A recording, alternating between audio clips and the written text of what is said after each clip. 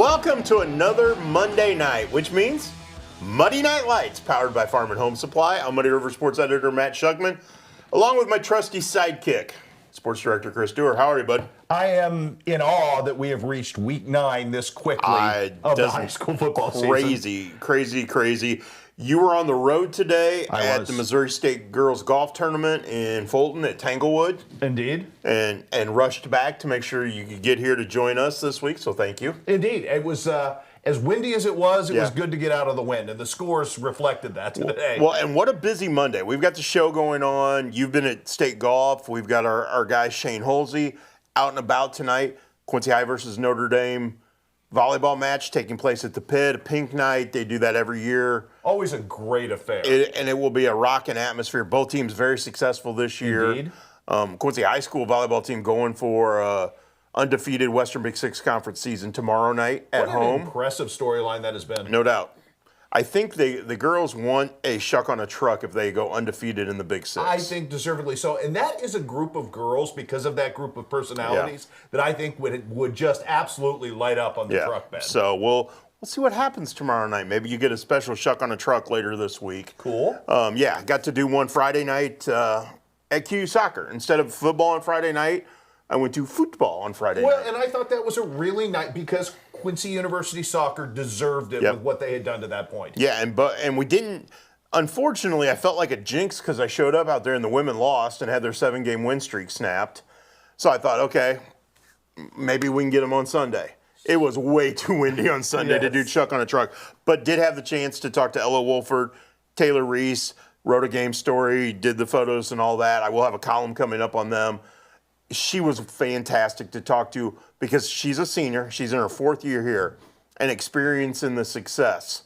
Her perspective on that was really, really neat. And they have set themselves up for another very big, potentially weekend down the road, which is probably going to be worth our time as well. No doubt. If all continues to hold serve and the things play out, the final regular season matchup will be on the final Sunday of the regular season against McKendree at Legend Stadium right here in Quincy. And it could be for first place in the GLVC, the top seed in the tournament, all those things, which also will impact NCAA tournament rankings or Midwest region rankings, which get you into the NCAA tournament, all those things. Could be a fun November for the QU soccer teams, the way they're both playing right now.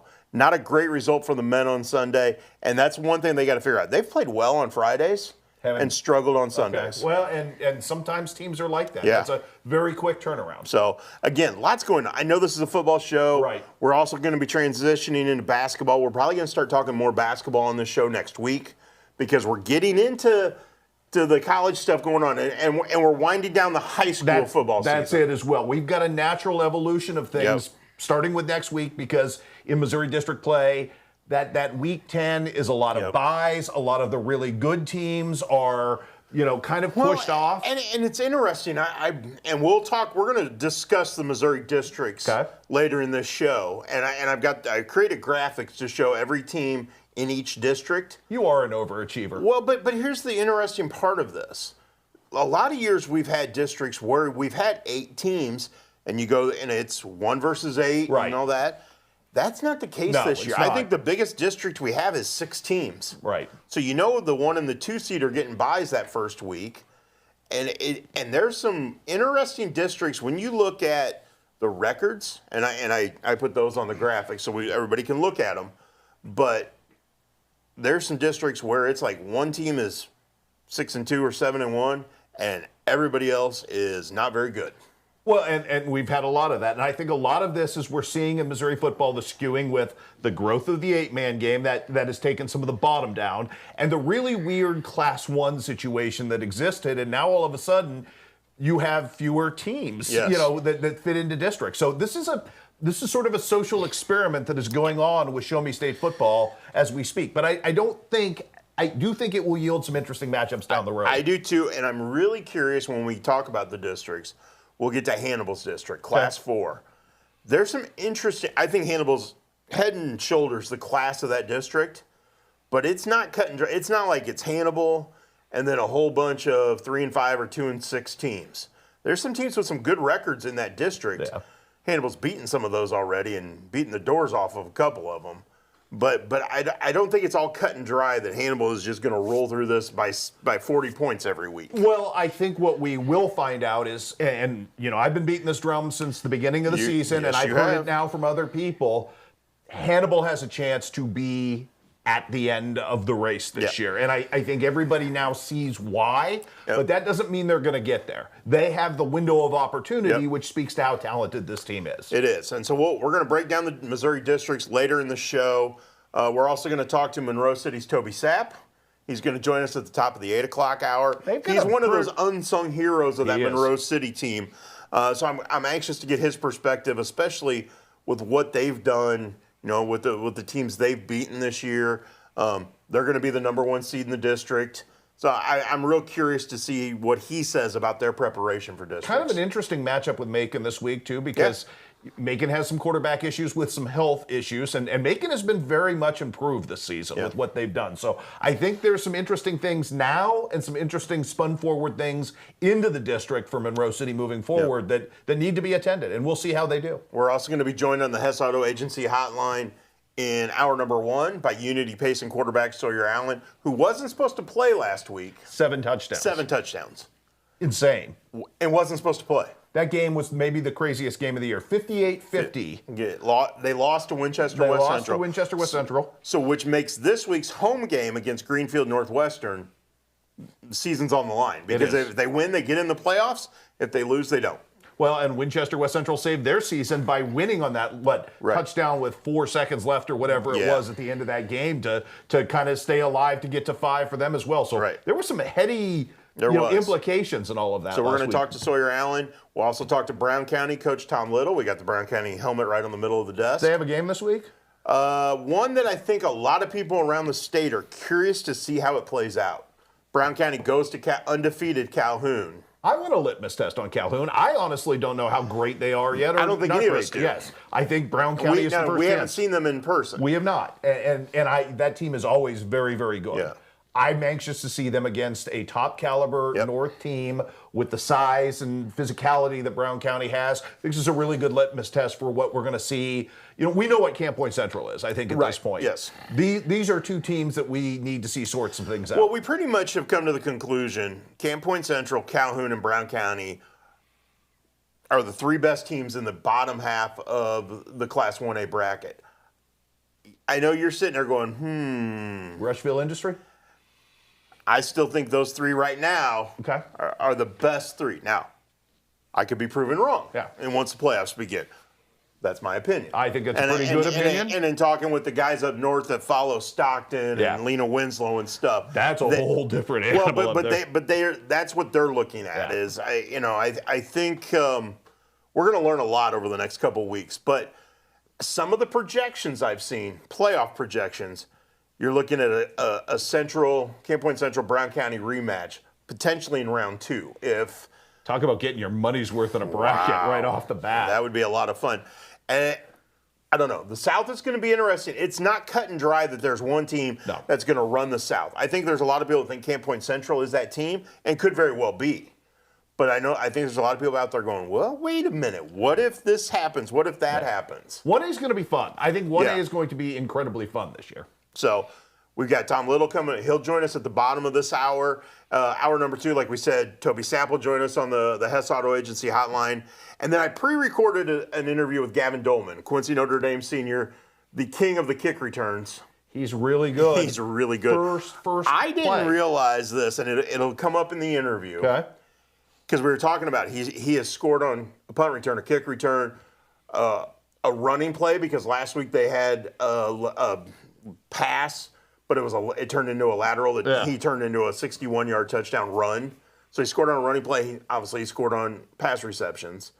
And as I'm going through stuff in my head during the interview, I said, well, what about an interception return? He goes, I haven't had it. He goes, I haven't had an interception this year. Wow. Yeah. although give that credit to Quincy Notre Dame secondary, because they've been very good all over the place. Well, Robbie Reed's been very good. Braden Smith's been very good. Those guys, I think, have 3 and 4 or 4 and 4 interceptions each. There's only so many passes thrown around, so that makes sense now. And teams know by now, don't throw in Gavin Dolman's direction. Why? The 6'4" Division I future guy? Yeah, it's probably pretty smart at this point. But we pre-recorded an interview because he has a job to do tonight. What's the job? He has to be one of the ringleaders of the student cheering section for the Raiders at tonight's volleyball match. It was funny because I was talking with Jack Cornell, or texting with Jack Cornell, setting up interviews for the show and stuff. And he was like, they're probably going to be busy tonight. And then, the volleyball match. Yeah, so. Well, and they're into it. I mean, we have seen great student sections, and kudos to all the football guys who go out and support the volleyball girls everywhere. We've seen it with everybody so far this season, so it's been really cool. Yeah, so again, that's what we have coming up tonight. The adjustment of the week will come at the top of this hour, or at the end of this hour. Kind of a really interesting go for the jugular moment. Yes, so we'll get to that, and then at the end of hour number 2, we're going to shuck them up. We are going to shuck them up. Now, the interesting thing about this week's Shuck 'em Up, it's not really the hit of the week, unless you wait till the very end of the clip, and there might be a hit at the end of the clip that you went, well, that's the best hit of the night. I've seen the clip. I think you may be correct. So, again, it's not the Shuck 'em Up play of the week. Really isn't a hit that drives somebody backwards or something like that. Could be all manner of disruption. But it was the end of it made me laugh, and it made and I think when you see it and you'll get it. And Chandler Daydant may be like, why'd you do that to me? I mean, we did treat him pretty well this week. Yeah, no doubt. So, and again, so a lot to get to this hour and next hour. We haven't even gotten to the scoreboard yet because we had so much to talk about. We did. So we'll get break to it down? Well, we've got an interview coming up here. Oh, that's right. Just we'll get right to it then. Yeah, so we'll get to the Week 8 scoreboard, the Week 9 schedule, all the district brackets and all that stuff coming up a little later. But we are going to take a break. That way we can get set up for our first Hess Auto Agency hotline interview. Unity Pace and quarterback Sawyer Allen joining us when we come back. This is Monday Night Lights, powered by Farm and Home Supply.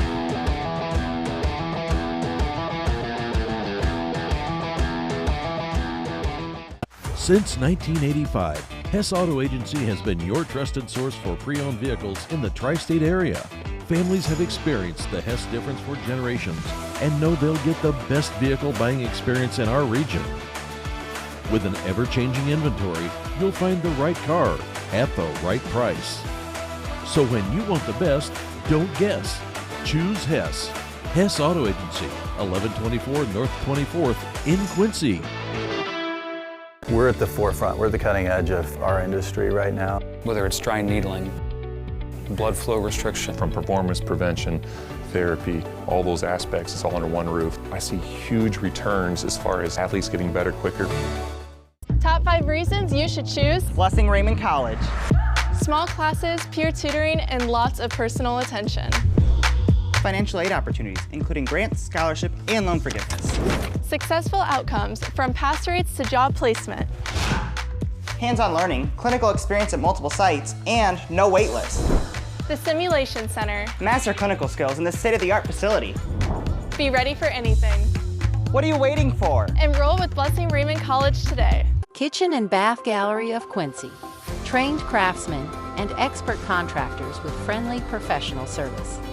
Our design team helps with every step of the process, guiding you from a vision to reality with uncompromised service. Trust your home to the local experts. Get a free quote today. From concept to creation, Kitchen and Bath create remarkable spaces and innovative builds. Kitchen and Bath Gallery, your home reimagined. The aging population has more needs and they respond really well to what we do. you don't have to live in pain every day. Whether it's pain, whether it's motion, whether it's strength, they have better quality of life just by providing an intervention. If you're not sure, just come in for a consultation. Are you as excited as we are that football season is back? Then you need to make Jersey's your one-stop destination for mouth-watering burgers, ice-cold beer, and all your local sporting events. So gather your crew and speed over to one of Jersey's 2 locations, 109 East Jefferson and Camp Point, or 115 East Main Street, Mount Sterling. Jersey's Bar and Grill, your hometown sports bar. We love beer! Welcome back to Monday Night Lights, live from the CDS Office Technology Studios in downtown Quincy. Welcome back to Monday Night Lights, powered by Farm and Home Supply. Matt Schuckman, Chris Dewar. Week 9 is upon us, and we've got a team with a chance to get in the playoffs if they can win at home on Friday night. That's a really nice setup, but it's not an easy task for Sawyer Allen and company. So let's go to the Hess Auto Agency hotline and talk about Week 9's matchup with Greenfield Northwestern with Unity Pace and quarterback Sawyer Allen. Sawyer, how are you? I'm good. How are you guys? Excellent. Great. Thank you for taking the time to join us. And thankfully, when I invited you this week, you didn't get sick. Yes. Thankfully, yeah. Did you blame it on me that week since I had invited you to come in the studio? Yeah, for sure.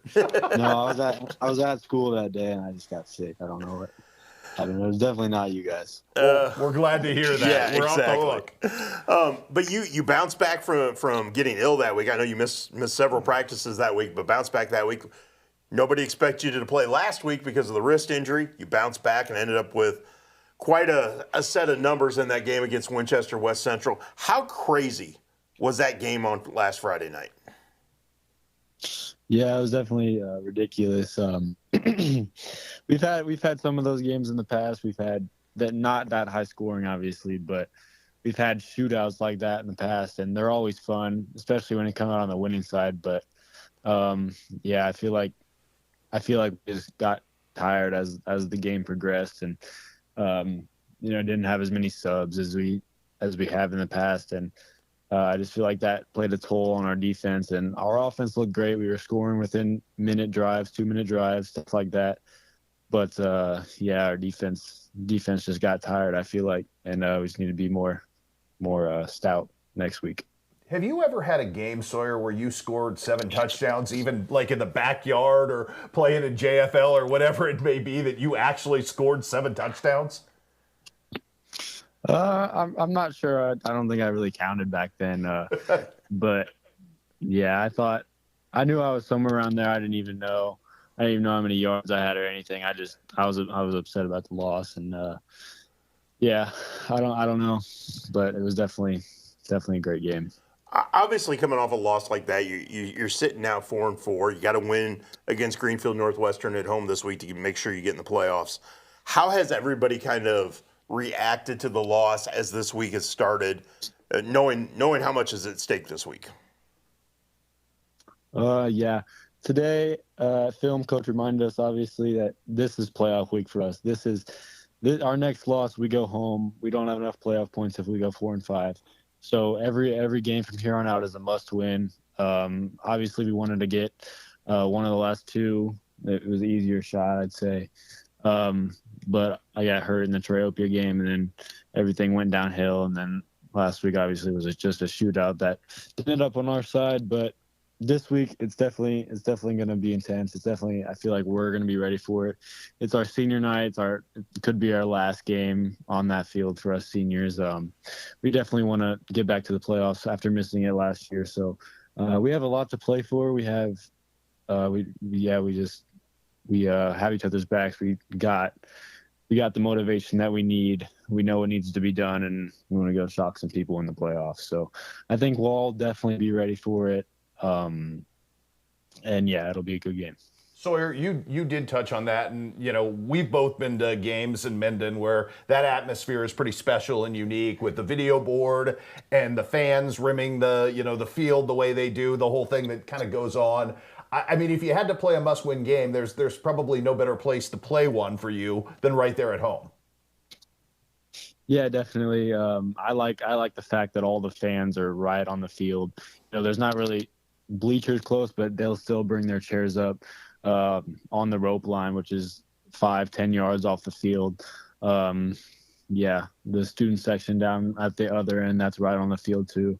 And there's always so many people there. There's always so many. When we run off for halftime, there's always people talking to you, and there's always so many people there. Brian Shoemaker does a great job with the video board and all the videos and everything, getting us ready for the game. And yeah, definitely this year we've had a lot of people show up. We started the year off hot. Had a lot of people show up to those games at home and even away. We had a lot of people at our Carrollton game, which is a long ways away, and I appreciate the support that they bring. But yeah, I definitely feel like it'll be the same atmosphere this week. And we had a playoff game at home a few years ago. Obviously, there was a ton of people there lining the streets back by that house. So, yeah, I feel like that gets us going. That gets us ready for the game, and I feel like it'll be the same atmosphere this week. This is essentially a playoff game this week. You know, it's a winner go home game. Do you guys approach it that way, like it's a playoff game? Yeah, tackling last week I feel like was our soft suit. So we need to prepare for everything.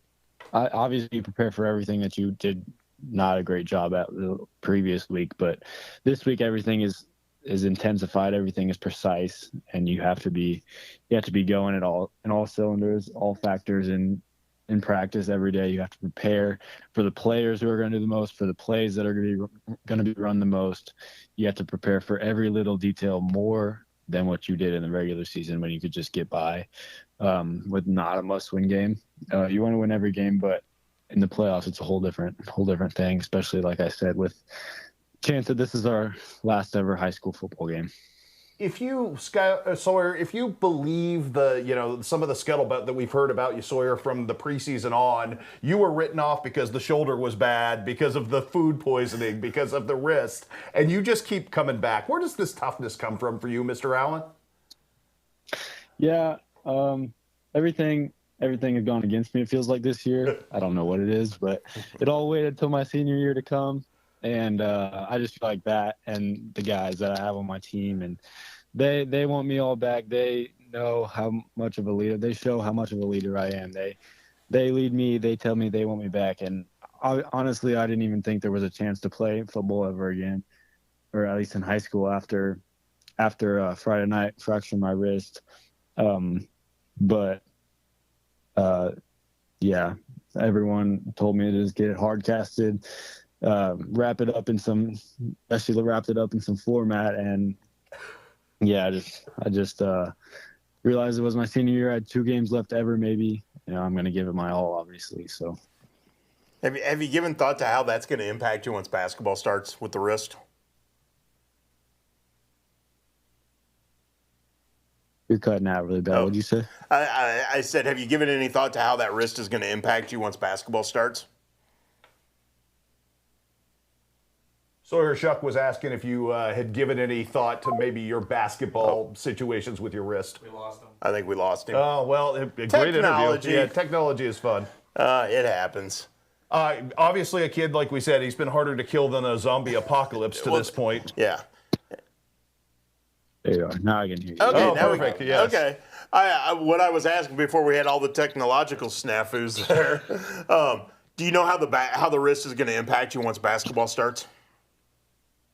They said 4 weeks. 4 weeks in this cast, so I think I may miss a few weeks of practice, but nothing too bad. Okay, so obviously you play all 3 sports. Do you have a favorite sport? I think it's a sport that I'm in.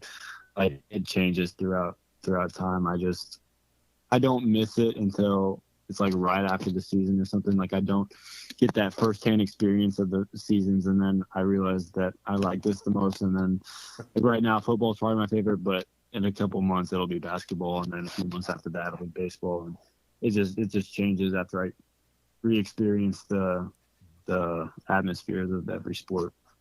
Sawyer, so much of the offense that you run and kind of the way you run it has a lot of improvisation to it. Guys are reacting to you. Which of your offensive skill position teammates is the sharpest? Do you have the best chemistry with when things are breaking down and you guys are making things happen? Because I think you've got a lot of guys who react really well on their feet. Yeah, for sure. I feel like Kendall and Blake have really stepped up this year on the outside, and obviously Cole on the inside. Losing Noah last week after one play was obviously devastating, but it's been that way since JFL. They know I'm a scrambler. They know I can make things happen when I get outside the pocket, and they do a really good job of the scrambling drill, finding an open spot, just sitting in there because they know no matter where they are in the field, I can find them. And then the linemen obviously also do a great job of staying on their blocks, picking me up whenever I roll out or scramble or changing the angles of their blocks or whatever. I feel like it just all comes together, and there's never the play's never over until my knee hits the ground or my elbow hits the ground, because everyone knows that, everyone sees that, has seen that over the years, and we've just been working together for so long that it's just second nature to us now. Obviously, this time of year, football's all-consuming because you got to have all your concentration, especially on this Friday night. But when you need to get away from football or any sport, what do you do? What do you do for fun? What do you do to get away from sports? I don't know. A lot of my life's around sports, obviously, but when I'm not playing sports, I'm usually hanging out with people or at parties, hanging out with people, going on rides, stuff like that. I enjoy spending time with my family, obviously, and that kind of gets my mind away. After a loss like Friday night, sometimes you just need to get away from it for a little bit, go do something else, and I just spend time with my family. Sundays I usually take that day off. I go to church, come home, watch football all day, so get all my homework done, whatever I need done, and I just separate myself, not from football, I guess, from the NFL, but separate myself from our high school football. I have to ask you, because you have a good bird's eye view of this, and it's so important this week. You touched on the tackling issue, Sawyer, last week. Do you have confidence you guys can get that cleaned up in 5 days? And because you know you have to make stops against Greenfield Northwestern to have a chance to do what you want to do you have confidence that that's going to happen this week? Yeah, definitely. I feel like our guys will be ready. They have a pretty big running back that we know we need to tackle, and then in comparison to that, they have some elusive backs that we've seen before. But I've heard from a lot of people that this running back is very hard to take down, very difficult to tackle. And then, like I said, we also need to be ready for the fast guys as well. But I feel like it's just simple stuff like filling your gaps and following the guards and stuff like that. I just feel like it's doing what you're supposed to do when you're supposed to do it is going to be vital this week. And I feel like that's where we kind of lacked last week, the filling gaps part and making piles and not giving them the holes that they had to run through and stuff like that. But I feel like definitely seeing, it's been a common theme throughout this year, and I feel like definitely seeing West Central put up 58 on us really kicked it in our minds that there is a problem here. We need to pick up the intensity. We need to fix these things in order to get every type of running back down and not give them the big chunk plays that they got. Well, big game coming up Friday night at the U. Sawyer, thank you so much for taking the time to join us on the Hess Auto Agency hotline and chat about it. And Stay healthy, please. Yeah, I'm glad we finally got you on the show. Yeah, me too. Thank you guys for having me. I appreciate it. Absolutely. Good luck this week. Thank you. That was Unity Pacing quarterback Sawyer Allen joining us on the Hess Auto Agency hotline. I felt bad. He got sick the first time we invited him to be on the show. The second time he had a previous engagement. I was thinking we were going to run out of opportunity, so I was glad we were able to get him on tonight. And he's having a phenomenal year. For a guy who was written off for dead before this season, the shoulder he wasn't supposed to play, then he played in the game against Camp Point Central with the food poisoning without practicing much of that week. And then last week, the wrist, and he wasn't supposed to play then. I didn't realize it was fractured. Yeah. I mean, I knew he had hurt the wrist, and I hadn't heard an update. I didn't realize it was fractured, and he got it wrapped. And he threw for 299 yards. And 3 touchdowns, and ran for 194 yards and 4 touchdowns. That's a pretty good day at the office. Wow. He's a tough kid. He is, and he, again, solid 3-sport athlete, stand out in all 3. Tremendous young man, good leader as well for those guys around him. So it's fun stuff. It is. Glad to have him on. Again, 7 o'clock kickoff Friday night at the U. Unity Pacing against Greenfield Northwestern with the playoffs on the line. Can't ask for more than that. We got another playoff-type atmosphere coming up. Do we ever? And on Friday night in the county of Calhoun. Yes, I can't wait for this one. This is a big measuring stick game for the Brown County Hornets. It is, and we are going to talk to Brown County coach Tom Little when we come back. So stick around. This is Muddy Night Lights, powered by Farm and Home Supply.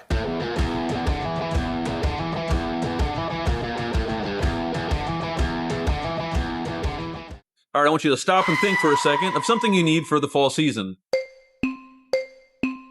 All right, you got it? Well, more than likely, we have it available at your local Farm Home Supply, and it's on sale because we got 12 pages of deals all across the store. We'll give you a free $30 gift card when you spend $150 or more on area clothing and footwear. If you've got some grass to grow, check out these deals on both grass seed or winterizer. Hunting season is coming soon. Check out these deals on ladder stands and on blinds. There's a lot of work to do, so it's probably making you hungry and thirsty. Check out these hot deals. We believe that accessing care close to home is better for you and better for your family. For 120 years, Hannibal Regional has been committed to providing community-based, contemporary health care. From state-of-the-art surgical care to innovative cancer care, and now life-saving open-heart surgery. We are dedicated to expanding access to exceptional care in each of the communities we serve. Hannibal Regional, why go anywhere else? So what separates us most from all the other dealerships? It's the Toyota brand itself. Once they buy a Toyota, they never buy anything else. #1 vehicle on the market, the best sedan on the market, some of the best reliable trucks on the market. And our main goal here is to try and get our customers the best payment possible. We know the process and we pass that along to you.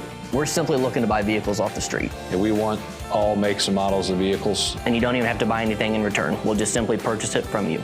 We can purchase a vehicle in 10 or 15 minutes or less. Meet us at the Scoreboard, 8th in York and Quincy. The home of Quincy's best cheeseburger is now under new ownership. All our time-tested menu items, along with some great new additions, all cooked on our perfectly seasoned grill, are waiting for you. New wings and new sauces. Ice cold buckets at some of the best prices in town. Or even in a frosted mug. Corner bar comfort for your favorite game on 7 big screens. Or play your own game and win big. The Scoreboard, 8th in York and Quincy.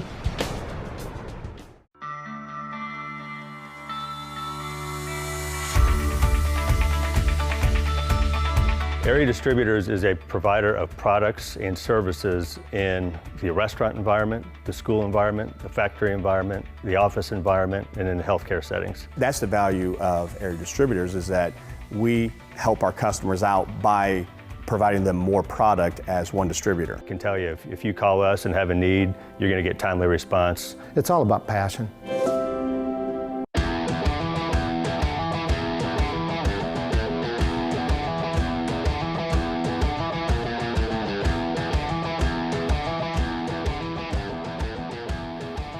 Welcome back to Monday Night Lights, powered by Farm and Home Supply. We're only 30 minutes into this show, and we've had a lot of fun already there, Chris Stewart. We had, but that's kind of week 9 and the playoffs brewing, and everybody kind of steps their game up to a different level. Well, we talked to Sawyer Allen about the playoff atmosphere and the playoff type game the Unity Payson football team's going to have on Friday night. Yeah. Now we're going to talk about another game that's going to have playoff implications and feel like a playoff game, even though both teams are already in the playoffs. It's still going to have a playoff game atmosphere. Yeah, there's another level of competition that's taking place in Calhoun County on Friday night that I think is going to do a lot of the sorting out process for us. Well, let's talk to one of those combatants right now. Brown County head football coach Tom Little joining us on the Hess Auto Agency hotline. Coach, how are you tonight? Doing good, guys. Thanks for having me. You're going to have a fun game Friday night because you're going to get a playoff feel. It could be a second, third round game type of game on Friday night, can it? Oh, yeah, you're exactly right. You know, Calhoun is a tremendous football team. They've got a lot of really good athletes, and, you know, they've got a really good chance of going deep in the playoffs. So, you know, we got to go down there, which is going to be that, you know, hostile environment our kids are going to have to get used to in the playoff stuff. So, yeah, we feel like, you know, our playoff season starts, you know, Friday. And, you know, it's not going to cost us if we lose the game in the season. But, you know, we want to go in and make sure that we compete with, you know, some of the best teams in the state, and Calhoun is definitely one of them. For my money, Aaron Elmore might be one of the most underrated coaches in the entire state of Illinois with what he's done. What stands out to you about this Calhoun team, Tom? Yeah, I think their defense is tremendous. They haven't hardly let up, I think, 30-some points or something. You know, something crazy. And, you know, I think we saw two scores against them last week. So, you know, they've only let up like about, you know, 2 or 3 touchdowns all year until last week. So they fly around, super athletic, well-disciplined, very physical. You know, they kind of match what Camp Point does, you know, and usually when you have good defenses, you got good football teams. So, you know, we're expecting them to come out and play a really hard-nosed defensive game. Tom, when we were chatting off the air, you mentioned opening the season with Carrollton, Camp Point Central in the middle of the season, closing with Calhoun. How will those two earlier games prepare you for this one? I think with our team kind of being young, I think that Carrollton game, right off the bat, they're always one of the strong teams in the South.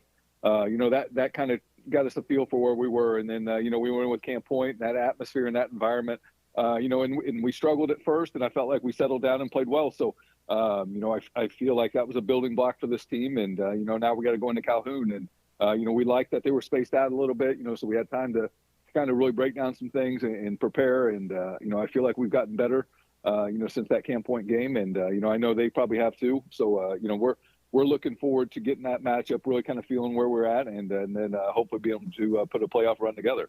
Much like Camp Point Central, Calhoun sent their all-everything fullback, mashing linebacker off to Quincy University. What does that Warriors offense look like to you in his absence this year? I think when Connor was there, they were very Connor heavy, and he carried the load. Sometimes 30 times a game, he would carry it. So they spread it out a lot more now. They got a lot more weapons.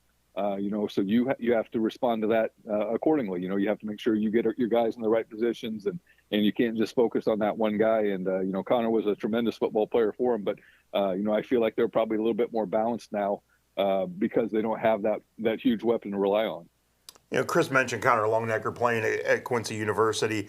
Your nephew Braden's starting quarterback at QU, a guy you faced for 4 years, and Elijah Gennebacher's at QU. What's it like for an area football coach to see area kids at an area college thriving?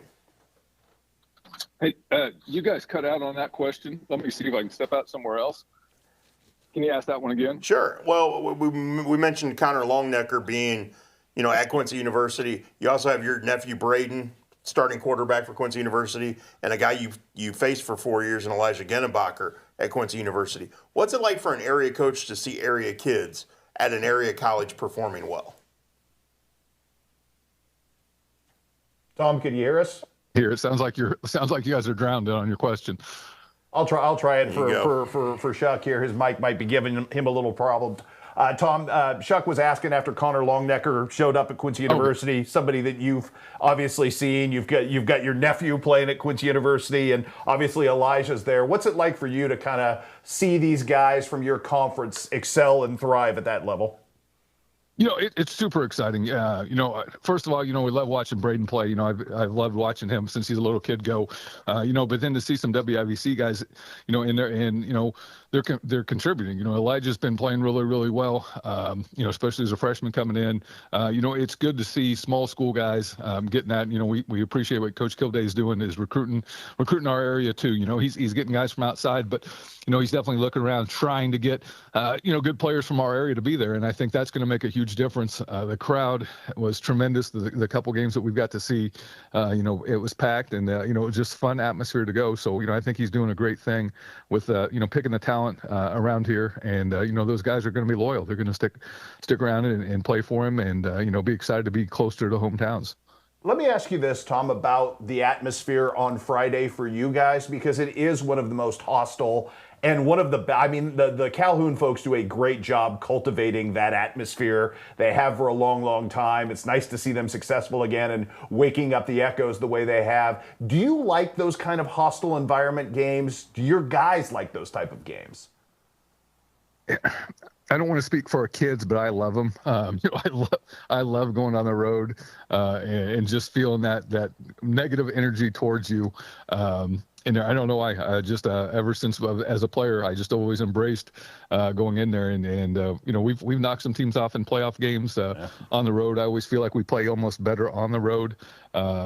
Because I think there's just nothing to worry about but the game. There's no prep work on the field or making sure the sound system's working or anything. You just go there and focus. And they shoot off cannons. We had to make sure some of our young kids that hadn't been around there that knew that there's gonna be a cannon shot off at the national anthem, and then every time they score. And if we can limit the cannon fires, it's gonna be a good night for us. So it's fun. They do a great job out there, and that's just a great football town and great football community. Tom, what's the atmosphere going to be like in practice this week as you get prepared for this game? Our Mondays are usually pretty laid back. We're going through some stuff, but a couple of coaches were pretty intense today. So, they were playoff mode. Getting on some guys about maybe not carrying out their fate good enough in our walkthrough. So, I think the coaches are all ready to go. And that's going to feed off into the kids. The intensity level will get there. As a head coach, you got to make sure we don't crescendo too early and use all that energy up on a Wednesday or Thursday practice. But we've got to slowly get those kids built up. But they were pretty intense today. Obviously, your son Vince has been your starting quarterback all season. We've seen your son Bo make some big plays the last few weeks. Do you give a little, just a little fist pump, like that's my boy, when one of them makes a big play? Sometimes I don't realize it's them when we give it because we don't always know which kid's in which position. And, there's a couple times where we've called the play and then we look out to see who's going to carry that football. And it's like, oh, Bo's getting it this time. And it's like, okay, as a dad, you kind of sit back and watch for a split second, like, okay, let's see what he does. And then he's been doing really well.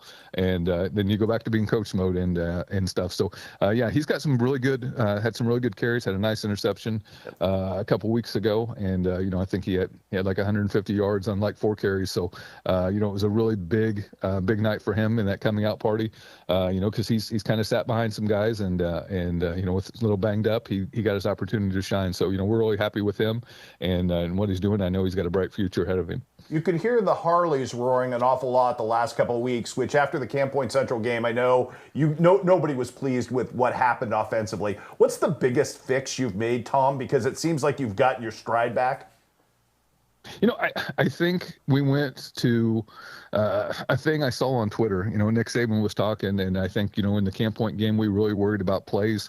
What plays, do we run against that defense instead of just going to players and, letting those guys make plays. And, the last couple of weeks we said, let's just rear back and let Vince find receivers and let the running back, no matter who's in there, just trust the fact that they're going to do that. And, I've seen a lot of guys really step up to that moment. And I want to say there's probably about 12 different guys that have scored, touchdowns in the last couple of weeks. So, a lot of different guys are getting into that feel of, hey, it's my opportunity. It's my time to shine. And, I think we've got a lot of playmakers and we just got to make sure that we take advantage of them.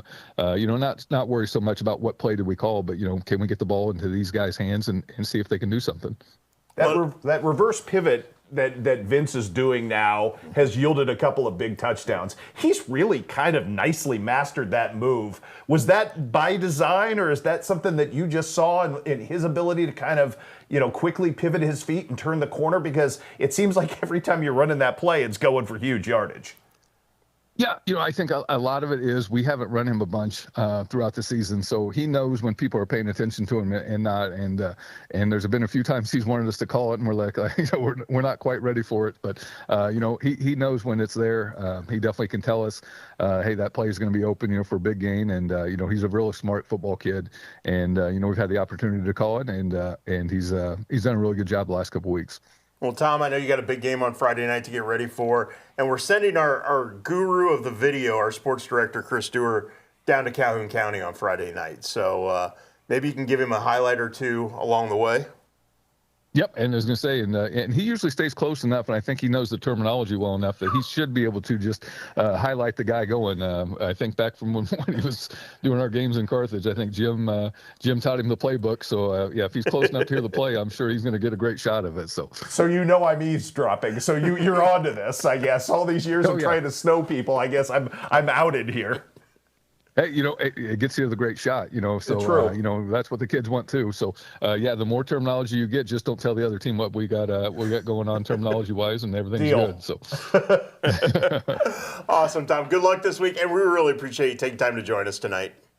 No problem, guys. I love what you do. It's great for football, great for schools, and keep it going. Awesome. Thanks, buddy.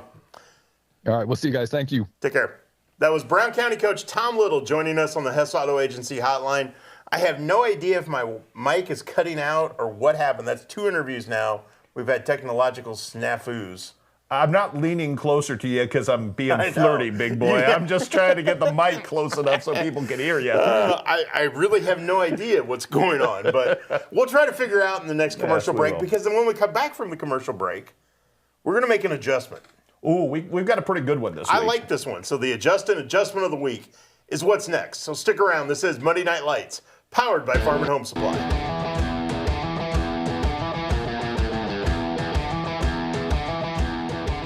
When you trust your healthcare needs to MDH, you'll receive the highest quality, compassionate care from our nationally accredited medical departments and award-winning staff. We are here for you 24 hours a day, 7 days a week, providing exceptional care right here in Macomb. We also accept Aetna, HealthLink, Blue Cross Blue Shield, and most other insurance plans for your convenience. McDonough District Hospital, your regional healthcare partner, growing our legacy one patient at a time. Does the thought of retirement overwhelm you? You are not alone. For over 25 years, Benson Financial Group has helped people just like you craft a plan to retire with purpose. Call us today in Quincy and Hannibal. We excel physical therapy locations in Quincy and Hannibal. You know, word of mouth has been really powerful. It always will be. We built that from relationships. Not only do we have great clinicians, but we have great people. This is the best group of therapists I've ever worked with. That's an advantage. For 135 years, State Street Bank has stood as a pillar of trust and stability in Quincy, Illinois. For generations, families have trusted State Street Bank to be part of their biggest moments. We look forward to the future with gratitude and excitement. Thank you for being part of our journey. State Street Bank, 135 years of banking you can trust.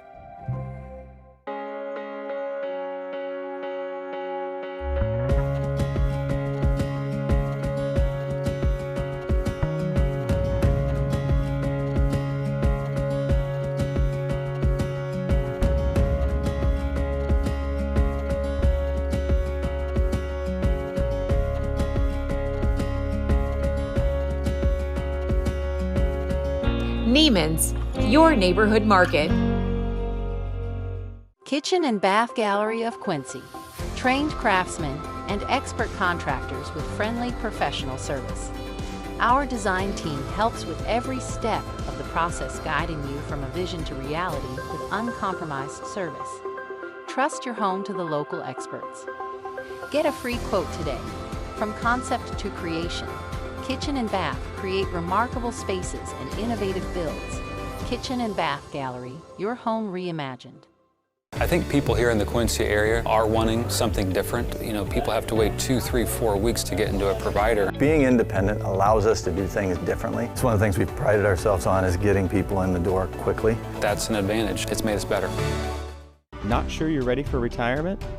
With over 25 years of experience, the team at Benson Financial Group will meet you right where you are and craft a plan that's right for you. Call us today in Quincy and Hannibal.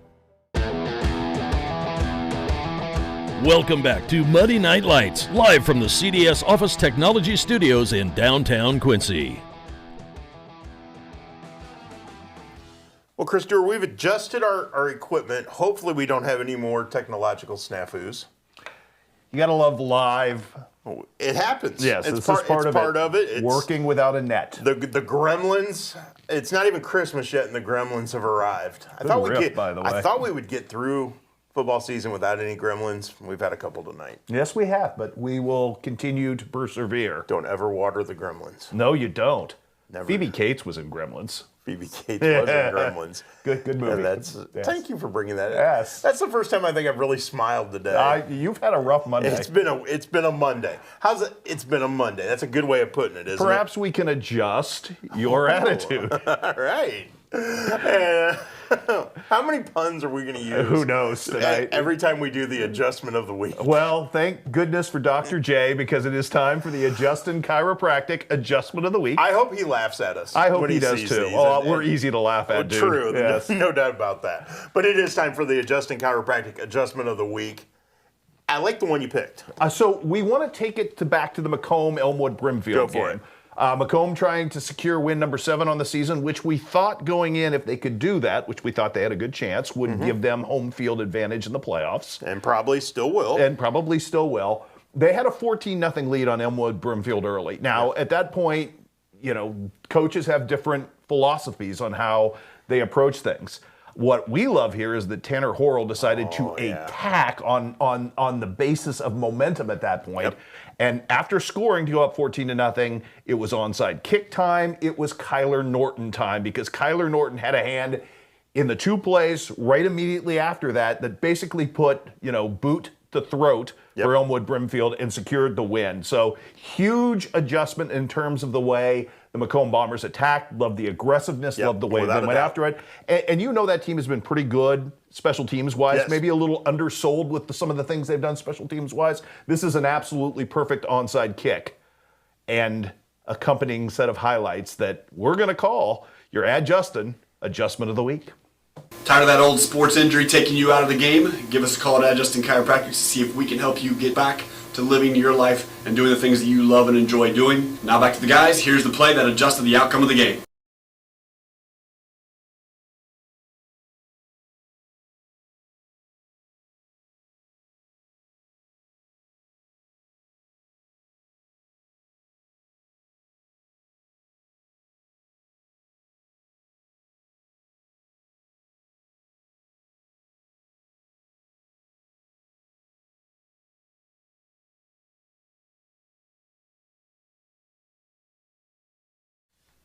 I know he has missed some time this season at various points. Right. That Macomb team is a different team with a healthy, resourceful, obviously opportunistic Kyler Norton in the mix. Well, he gives them, look at his length for one. That is one big part of it. That challenge. And it adds to that receiving core, which is pretty darn good to begin with. And that really great secondary. Yes. And I think their defense is what is going to win them playoff games. I think that's what sets them apart right now. They're good offensively. They are. And Drake May runs the ball really hard. The offensive line's been better than I expected.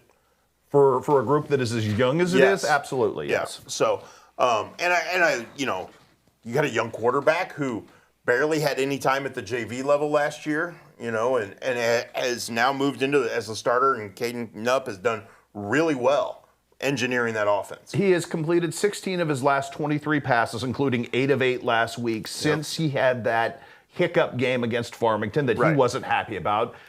You're not going to play perfectly every week. What I like to see is the way he has responded. Yes. He has gotten it back on track. His confidence has never taken a hit despite that. In fact, I think as we heard Drew Watson say, he kind of got ticked off about it and got better, which is an adjustment of its own kind. Yeah, and he's going to be super good. He's good now, but just think of what he's going to be like next year in Caden Knupp.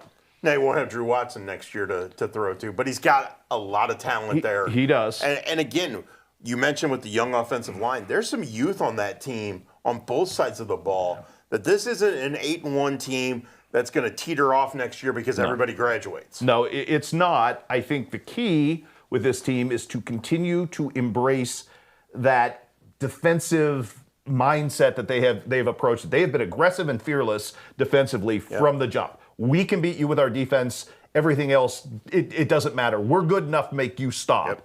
And we've seen that since Rushville on. One of the things in watching that adjustment of the week, obvious onside kick. The way they laid the ball on the tee and the whole bit.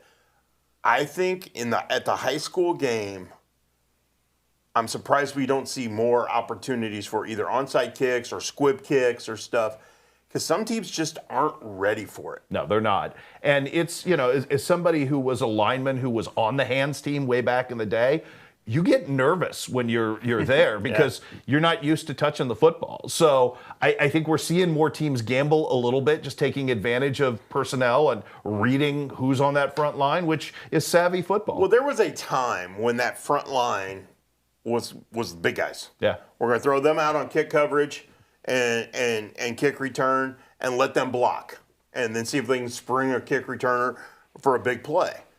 That has totally changed. It has. They've gone more skill position players along the front, both sides, because you want speed going down the field to make tackles and that kind of stuff.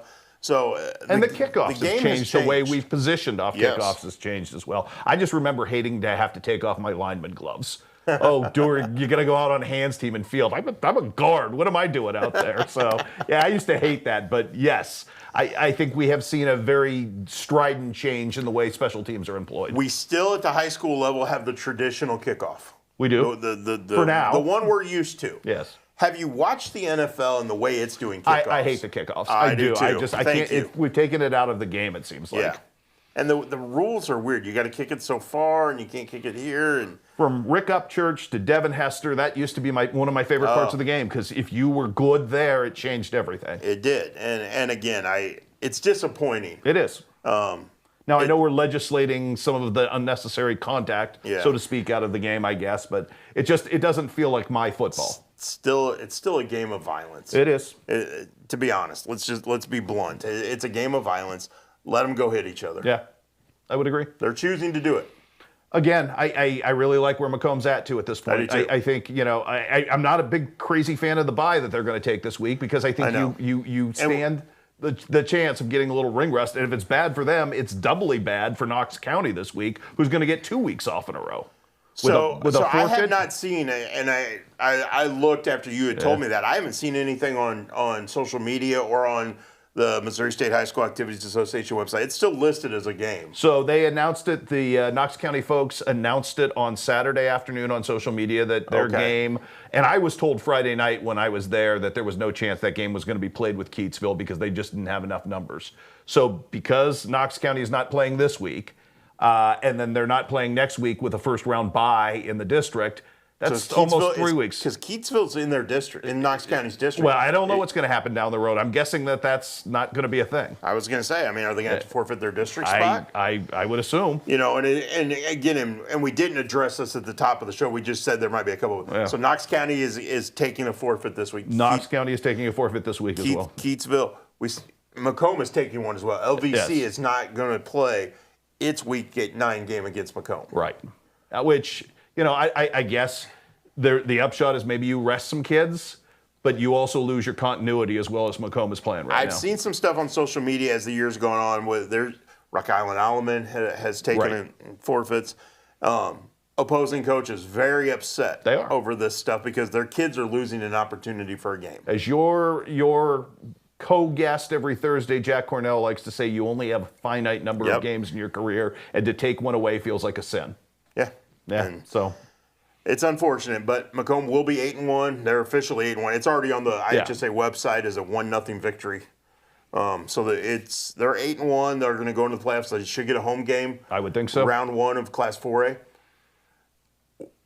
Not out of the question that you could see Macomb and Quincy Notre Dame on the same side of the bracket. That's not out of the question. And, we're, a couple years removed from that last Macomb victory over Quincy Notre Dame in that playoff showdown. 14-0, correct? I believe that is correct. I think so. So I don't know. Going to be fun. It's going to be fun to see what happens. I can't wait for Saturday. Good choice on the adjustment of the week. Thank you. I appreciate like that. That was pretty good. So, all right, we're at the end of hour number 1. We're going to kick off hour number 2 by going to the Hess Auto Agency hotline and talk. We're going to talk Missouri districts for the next half an hour because we're going to talk to Monroe City's lineman Toby Sapp coming up at the top of the hour. And then after we chat with him, we're going to break down who's in what district and who we think the champs might be. Okay, sounds good. Stick around. We got all of that to come and Shuck 'em Up at the end of hour number 2. Yes. So a different kind of Shuck 'em Up this Yes, week. it is. So stick around. This is Muddy Night Lights, powered by Farm and Home Supply.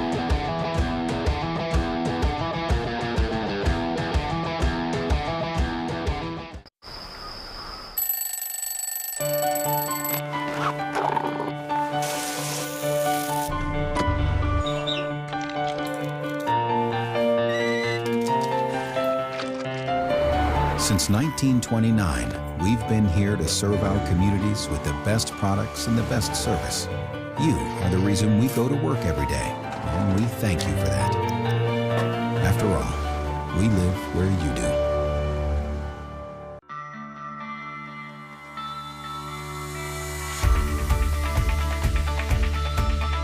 Area Distributors is a provider of products and services in the restaurant environment, the school environment, the factory environment, the office environment, and in healthcare settings. That's the value of Area Distributors, is that we help our customers out by providing them more product as one distributor. I can tell you, if you call us and have a need, you're going to get timely response. It's all about passion. All right, I want you to stop and think for a second of something you need for the fall season. All right, you got it? Well, more than likely, we have it available at your local Farm Home Supply, and it's on sale because we got 12 pages of deals all across the store. We'll give you a free $30 gift card when you spend $150 or more on area clothing and footwear. If you've got some grass to grow, check out these deals on both grass seed or winterizer. Hunting season is coming soon. Check out these deals on ladder stands and on blinds. There's a lot of work to do, so it's probably making you hungry and thirsty. Check out these hot deals.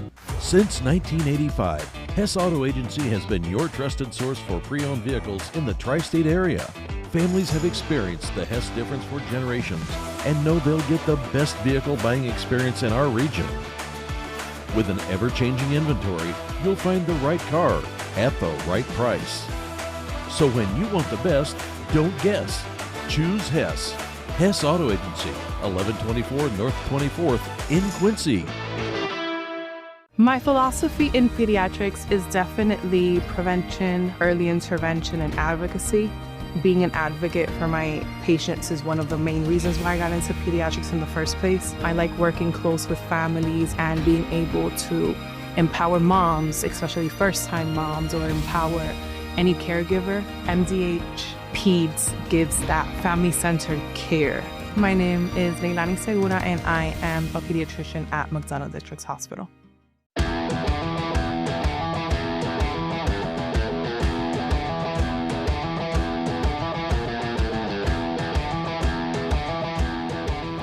It's time for hour number 2 of Monday Night Lights, powered by Farm and Home Supply, coming to you from the CDS Office Technology Studio in downtown Quincy. I'm Muddy River Sports Editor Matt Shuckman, kicking it with Sports Director Chris Dewar. It's Show Me State time. It is. We're going to talk a lot of Show Me State football for the next half hour because we're going to go to the Hess Auto Agency hotline and break it down with Monroe City's Toby Sapp, and then we're going to discuss districts after that. Sounds good. Let's go talk to Mr. Sapp. Toby, thank you for taking the time to join us here on the Hess Auto Agency hotline. No problem. Thanks for having me. Toby, I want to talk to you first and foremost kind of about the construct of your defense and kind of the symbiotic relationship, the chemistry you have with Abram there, kind of in the middle of everything. You guys have the best view of probably the success of your defense and everything that's gone right. What have you liked about what that unit, you guys have been able to accomplish this year? What stands out to you, Toby, as kind of a strength of who you are defensively? I really think overall defensive, I really can't express how much this group, I feel like there's parts to us that we're just so versatile in a lot of ways, and we got a lot of good guys and a lot of good spots. The D line, first off, we got Lane Chen, who's putting together a really great season in my opinion. He's making plays, breaking through the line, and just wreaking havoc and making people double him. Me and Abram definitely noticed that, and just taking away blockers to come get us and allowing us to flow a little bit better. It just really helps and makes the defense flow, in my opinion. Abram, for the past 2 years, he flies around, he gets downhill. He's not afraid of anything. He's been a really big, me and him make a joke, but it's just boxing and filling all the time. So one of us is taking on the block, one makes the tackle, and we give each other trouble, vice versa, whatever way. Now, when people try to run outside, I feel like we got Jaden Holland, and we got Quincy Mayfield, and we got Peyton out there, and they seem to always kind of be there to force them back inside, or they're always there to make the play, it seems like. And then out in the secondary, you got Davier and Cole and at DB, and man, both of them, they're putting together good seasons, both of them put together. Dede, not scared to hit anyone. He really isn't. And then you got Cole over there, and he's picking balls off left and right, it seems like. And Toby, you guys have been able to make plays when you've needed to, both sides of the ball. Do you guys get the feeling that, hey, we're never out of it because we know if it's a tight situation, we're going to go make a play? Yeah, I think we got playmakers all around the field, and to be honest with you, none of us really know who's getting the ball on any given play. So I think it's just something the teams really account for, and just seeing, we don't know who's going to get the ball just because there's playmakers everywhere, like you said. Coach Kirby works with you specifically, Toby, up front on the offensive line, and that group, when you look at you guys, you don't have Centralia's size, you don't have Palmyra's size, but you've been as effective, if not more so, than anybody. Why does that offensive line work so well together, despite the fact that you're not the biggest group in the world? I think that line first. I'm pretty sure we've been playing together since third or fourth grade, which a lot of teams around here have. But Yeah. I'm just on the offense. It seems like we kind of, like you said, that chemistry. We kind of got chemistry, and we just kind of work together. And I think our speed is the biggest thing, in my opinion. Like we're all working as one unit and making sure. Coach Kirby's really big on technique. Technique's a huge thing, and effort. So making sure you're flying around as fast as you can. He always says, if you're going to make a mistake doing it, do it going 100 miles an hour. Most of the time, if we're not able to make the mistake, it just allows our backs to get space. And when our backs get space, I feel like some pretty great things can happen for us. Monroe City is not like a lot of other places. Coach Kirby is both intense and fun, sometimes in the same moment. Is it easy to read him sometimes when he's, kind of all over the map? It's got to be fun to play for a guy like that. It is really fun. He keeps you on your toes. You never really know what to expect coming into practice. I'm gonna be honest. It's always something different, which is really awesome. He's always got some words of wisdom for us too. Always got some great words of advice. What's the most unique thing he's ever said to you?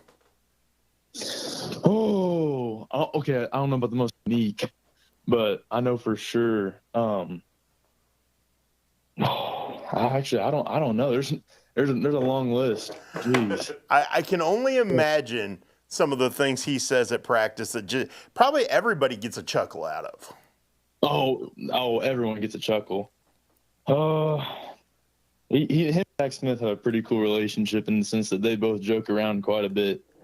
I'm sure there's something. That's okay.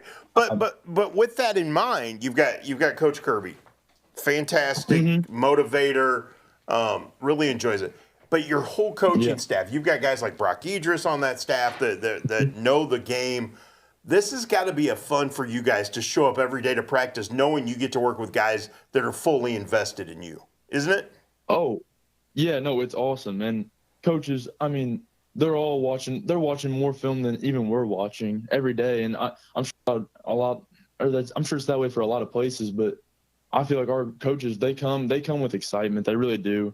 They make it really fun for all of us. I can't think of too many times that they've come in with a bad attitude. The coaches are really just, we're having fun. And then at the same time, they're able to have fun, but they're able to get down to business, and they know what's going on. And they always tell us, you just got to trust us. And many times when we just trust them after watching the film, and they've obviously been doing it a lot longer than we have. And I think a lot of good things happen whenever we just trust them. But we're always able to have fun at the end of the day.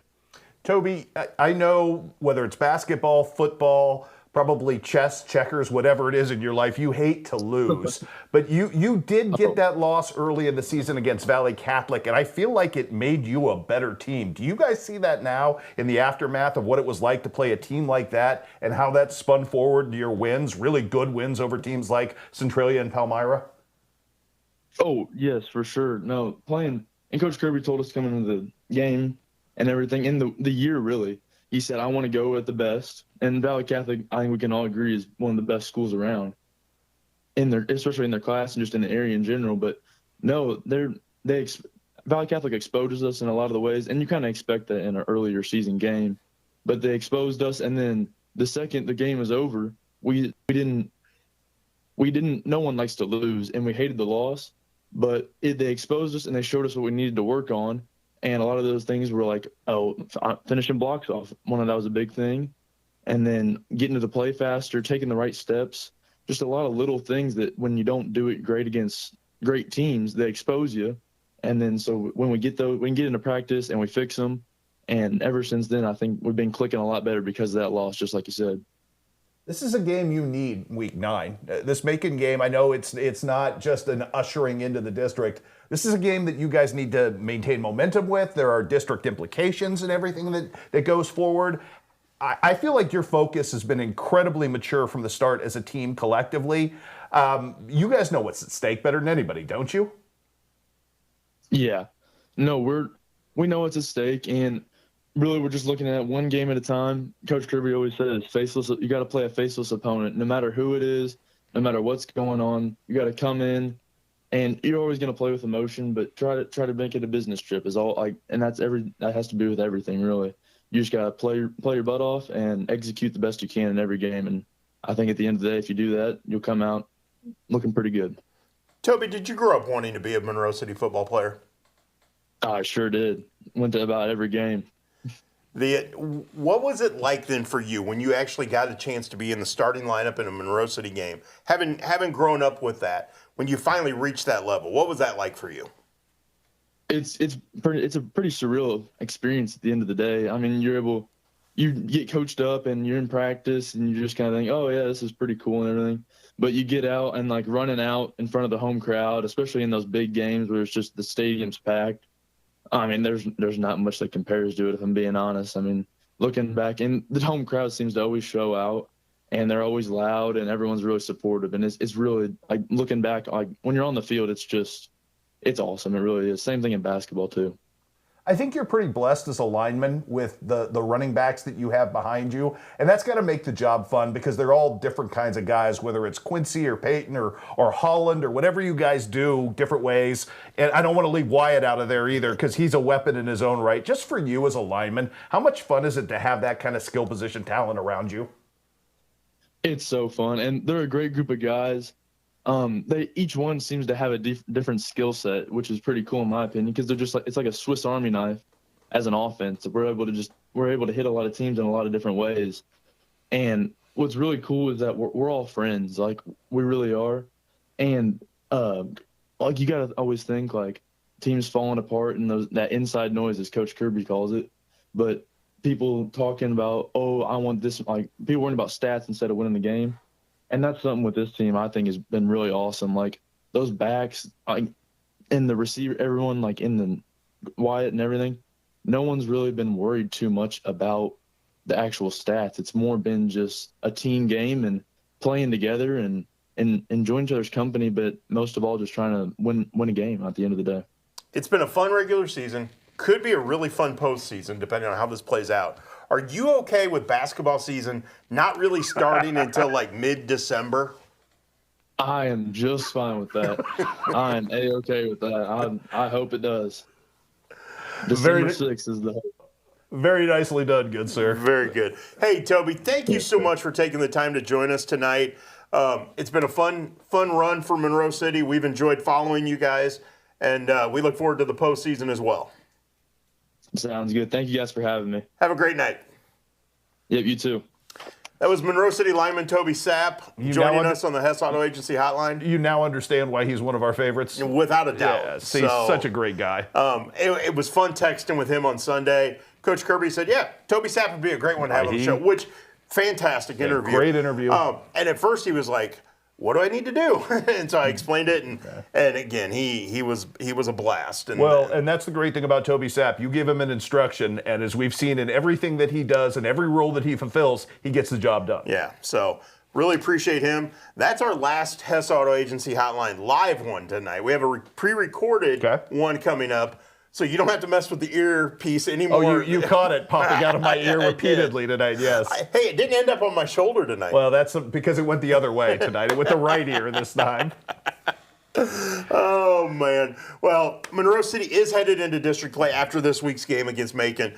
We will talk about that. We're going to break down the districts and kind of look and see who's in what district and who might be the champion of each district and see how it might play out. How about we do that when we come back? Sounds like a deal. Awesome. So stick around. This is Muddy Night Lights, powered by Farm and Home Supply.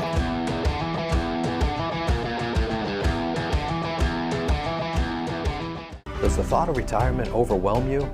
You are not alone. For over 25 years, Benson Financial Group has helped people just like you craft a plan to retire with purpose. Call us today in Quincy and Hannibal. Top 5 reasons you should choose Blessing Raymond College. Small classes, peer tutoring, and lots of personal attention. Financial aid opportunities, including grants, scholarship, and loan forgiveness. Successful outcomes, from pass rates to job placement. Hands-on learning, clinical experience at multiple sites, and no wait list. The Simulation Center. Master clinical skills in this state-of-the-art facility. Be ready for anything. What are you waiting for? Enroll with Blessing Raymond College today.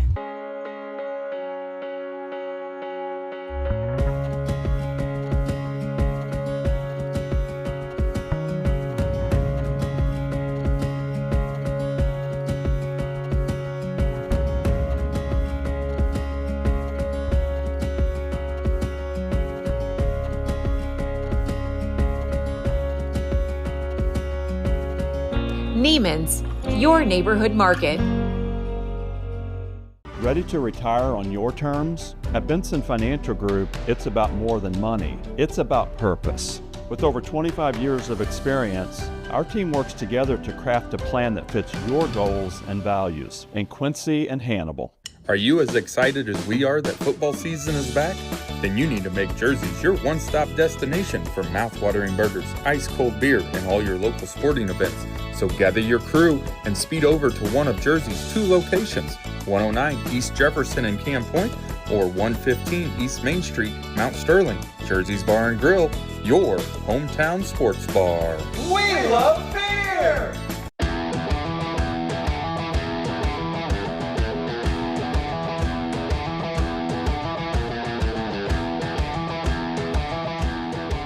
Welcome back to Monday Night Lights, powered by Farm and Home Supply. I'm Matt Shugman. He's Chris Dewar. We are coming to you from the CDS Office Technology Studio in downtown Quincy. And it's time to talk a little Missouri District football. I feel like we're in a pretty good groove on the Missouri side of things. Let's jump in. So we've got 6 districts involving area schools. Okay. Obviously, district play starts next week, Yes. week 10. I really am curious to see how this plays out because as we mentioned earlier in the show, we don't have any full 18 districts. No. So teams are going to get buys. The top teams are going to get buys in every district. So you're going to get a week of rest, a week to heal up, and hopefully you keep your continuity. And one of those teams that will get a bye next week, Hannibal. And deservedly so. I don't think we've seen a team that has been from that second half of Helias on to this point as strong.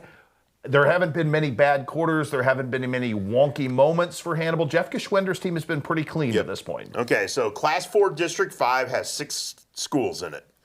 Hannibal, obviously 7-1 through 8 weeks, taking on Fort Zumwalt West this week on the road to wrap up the regular season. Pretty good regular season push for them into the district. And when I opened up and started looking at the district, I knew some of the teams in the district.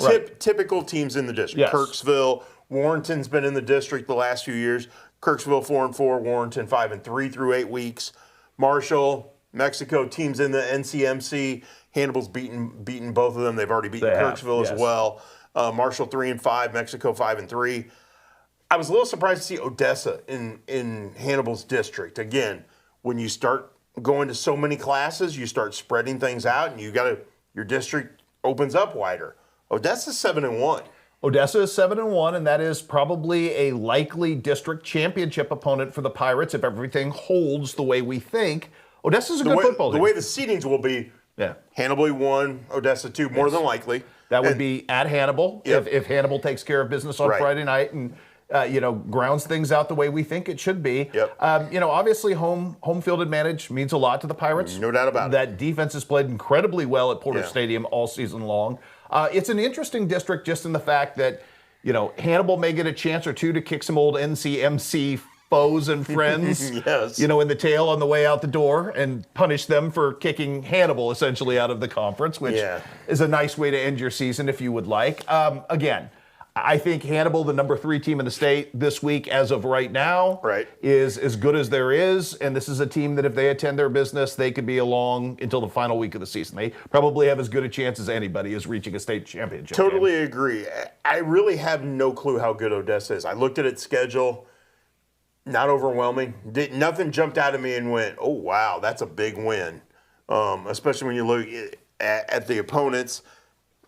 I still think Hannibal's the far and beyond the favorite in that district. I think most people would agree with you. Okay, another very intriguing district takes kind of right in our own backyard. Class 2 District 7. Obviously, we just talked to Monroe City's Toby Stapp. Monroe City will be the number 1 seed in that district. 7-1 going barring anything shocking against Macon or anybody else this week. Yeah, the only other team probably in that mix, and if something weird would happen against Macon, would be Brookfield, which is sitting at 6-2 right now. Which I haven't seen Brookfield play at all this season. In any crossover games or paid a whole heck of a lot of attention. I believe they played Highland earlier this year and destroyed Highland. Yeah. Unfortunately, that's kind of been a theme for Highland this year. It's been a struggle. Highland is a Class 1 team, so we'll get to them after a while. But you look at this. Macon and Palmyra both sitting at 5-3. I think they can give Monroe City a tussle. I think they can give Brookfield a tussle. I would agree with you. I think, we have some questions about Palmyra coming off last week. Yep. Centralia is a unique and special animal, obviously, with their physicality and their speed, and they exposed Palmyra in a way the Panthers haven't really been exposed. Yeah. So what happens next for the Palmyra Panthers moving forward, coming off that? This is a very critical week for Palmyra to try to get itself right. Yeah. Because a lot of things that have gone right for the Palmyra offensive line, it's just a team that rolled up beaucoup yards at the expense of a really good North Callaway team, all of a sudden couldn't move the ball last week against Centralia. Is that problematic? Did we find something out about that Palmyra offensive line and the way to attack it? I also think Monroe City, sees that first Palmyra matchup as a game that, hey, some things happened to us that we can't allow to happen, and maybe that game was closer than it should have been in Monroe City Could fans' very well minds. be. So, Could very well be. It would be interesting if we see a rematch somewhere along the line there. The bottom two teams in Class 2 District 7, Clark County sitting at 2-6, Mark Twain sitting at 1-7. Mark Twain has really struggled this year. Yeah. Again, first year for Kevin Miles, trying to put some things together, rebuild the program. Clark County's had some moments. It's a young team that Ethan has. Yeah. There's a little bit of they beat West Tran this past week. Yeah, and they've had some injuries they've dealt with throughout the season. Clark County's playing with house money at this point. So If they knock somebody off, it wouldn't be a complete shock. No, there's enough talent there to at least pose a threat of danger somewhere along the line. Also in Class 2, we go to District 2. And this is one of those districts where one team has a really good record and nobody else does. No, and it's been a really rough year for the Bowling Green Bobcats. Yep. Not a lot has gone right. And I think it's spun out of control. Now, new lease on life in the district. You try to get some things right and figure some things out. But yes, if you think that Montgomery County is the prohibitive favorite coming into this, you're exactly right. Montgomery County sitting at 6-2. Nobody else in the district with a record better than 2-6. However, what that means is if you figure some things out, you could play your way to a district title game fairly easily. And Bowling Green still has a lot of talent on that defense and on that offensive line, and they are when things are going right, they are a tough team to stop that running game. So they have the chance to, if they can get a lead, grind on you a little bit, and maybe play keep away. So I would just based on looking at schedules, looking at these other four teams, Cuba and Priory both sitting at 2-6, Duchesne and Herman both sitting at 1-7. I would think Bowling Green is the biggest opportunity to get to Montgomery County and have a chance to beat Montgomery County of all of those. I would agree that you're dead on with that assessment. Again, it's a pretty good Montgomery County team as we've seen this year. No doubt. So, all right, there's our Class 2 districts. Now we jump down to Class 1. We'll start with District 8. And again, I think Putnam County, the midgets are the class of the district. They are, and we saw what they did to Scotland County. I mean, I still am baffled by some of the things that have gone on with South Shelby this year because South Shelby has some dangerous weapons. Right. They didn't appear to us to be a 1-17. No, not at all. And maybe they're not, and maybe we see that kind of emerge in districts. Look at the other. I mean, Scotland County's 5-3, had a solid year. Yeah. But we saw what Putnam did to Scotland County, and then you look at Highland and Milan are both sitting at 0-8. Yeah, I mean it's Putnam County's district to win, but that doesn't mean they will necessarily. That's a really good football team, but again, South Shelby has some history with the postseason and taking a puncher's shot. And they play in a really tough conference, and they've faced some really good teams in Monroe City, Centralia, Palmyra, who they'll face in Week 9 at Palmyra.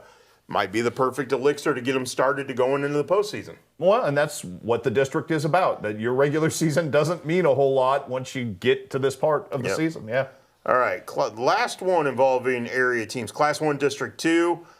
Again, a lot of parity. Nobody jumps out at you as far as record-wise. No, not record-wise, but I'm super impressed with Van Far's talent pool and the guys that they've got back from last year, and that's a very strong 4-4 team considering who some of those losses were to. Right. The Russellville squad is far better than anybody knew going into the season. True. We probably should have known that with Tim coaching them this year, but Tim Rouleau's as good a coach as there is, No doubt. And so. I kind of like where Van Far is at in this mix right now. And Louisiana has some talent. Don't count Louisiana out. That sophomore class is very talented. And they're now not sophomores anymore. Right, yeah. So, Steve Gishwinder's done a nice job of building that group. Give the next 2 years, we could see Louisiana really make some serious strides if that group stays together and stays heady. Yeah, I would agree. So there's a rundown of who's in the districts. Okay. Do you like district format? I do. Are we going to do 8-man? Oh, yeah. Where's my 8-man graphic? Sorry. I know I made the graphic. I saw it on your list. There we go. I almost forgot. There's your 8-man District 8. Yeah, that's going to be fun. So, I mean, the round robin is probably back with Knox, North, and Paris. And, Knox earns the right not to have to face both North Shelby and Paris. So what happens? Okay, and you may or may not know. I don't know. And you probably don't know. Okay, if Keatsville, which is already forfeited this week to Knox County. I would assume they forfeit their first district game. Okay, so if that's the case, do they put them in the district and North Shelby sitting at 7-1? That's who would get Keatsville based on bracket, based on, more than likely. Okay, so do you just dump that game and give everybody a week one bye? I'm not real familiar with this. I've not been in this area where we forfeit districts. Yeah, so I don't know, but it's an intriguing district as far as, Knox County's beaten North Shelby. It's beaten Paris. Can it do it twice? And they're going to do it. They're going to have the chance to do it at home. Right. And Knox County coming off, I would say arguably after seeing Lincoln last week, Lincoln may be better than North in terms of talent and personnel, maybe their best win of the season. Okay. So my problem with Knox is you could be on ice for a couple of weeks. Yeah. And, Bruce Venoy has worked really hard to cultivate all this rhythm and all these things they've done. The upshot is you also probably have the most abused quarterback in the entire region, given how many carries Cooper Clare has had. He's leading this state in 8-man football in touchdowns going into this week. 35 now for the season. Pretty impressive. That is pretty impressive. So, and North Shelby's going to get Gannon Bowen back. But this is this district kind of illustrates to me one of the issues with district play. You've got an 0-8 team that may forfeit, but they're in the district. At least in Illinois, you got to earn your way in. You do, and I think that has been the complaint that people have had with districting in Missouri since its inception. Right. Hey, we get some of these wonky districts sometimes with teams with losing records winning a district just based on the geographic pairing of it You all. look at the Class 2 District 2, we're sitting there with a Montgomery County team and everybody else with 2 wins or less. Is that fair? I don't know. It's more when you win than if you win. Yeah. So, have you really earned it? I've always that's always struggled been my with that. thing. But also in Missouri, you don't struggle with scheduling the way you do in Illinois for a lot of. So there is some safety in that like Quincy Notre Dame never got to experience when you're trekking off to Florida all those years. True. With your schedule kind of set the way it is. So interesting. So district play begins next week. We'll know more after this week of what the district brackets look like, who's going to get the first round buys, how they all play out. But there's a breakdown of who's in what district and kind of all the records and gives you an idea of what to look forward to. One last intriguing point on the 8-man, and then we'll just kind of move to whatever's next. But North Shelby this week is doing something incredibly rare within 8-man football. Okay. They're playing an Illinois opponent. They're playing at a neutral site. They'll play at Bushnell. Milledgeville is 8-0. Okay, where in the heck is... I don't even know where... I feel very confident in my Illinois geography.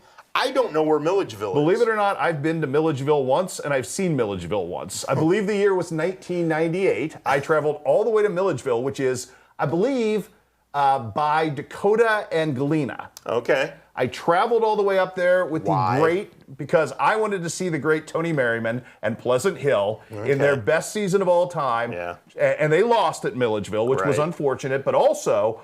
I believe it was a week later that Milledgeville came down and lost to the 1998 future state champion Carthage team, if my memory serves me correct here. So Milledgeville has a very good track record of football over the years. But I just think it's interesting that you get kind of North Shelby was in a state championship game last year. Yeah. And Milledgeville is 8-0 and one of the top teams in the entire state.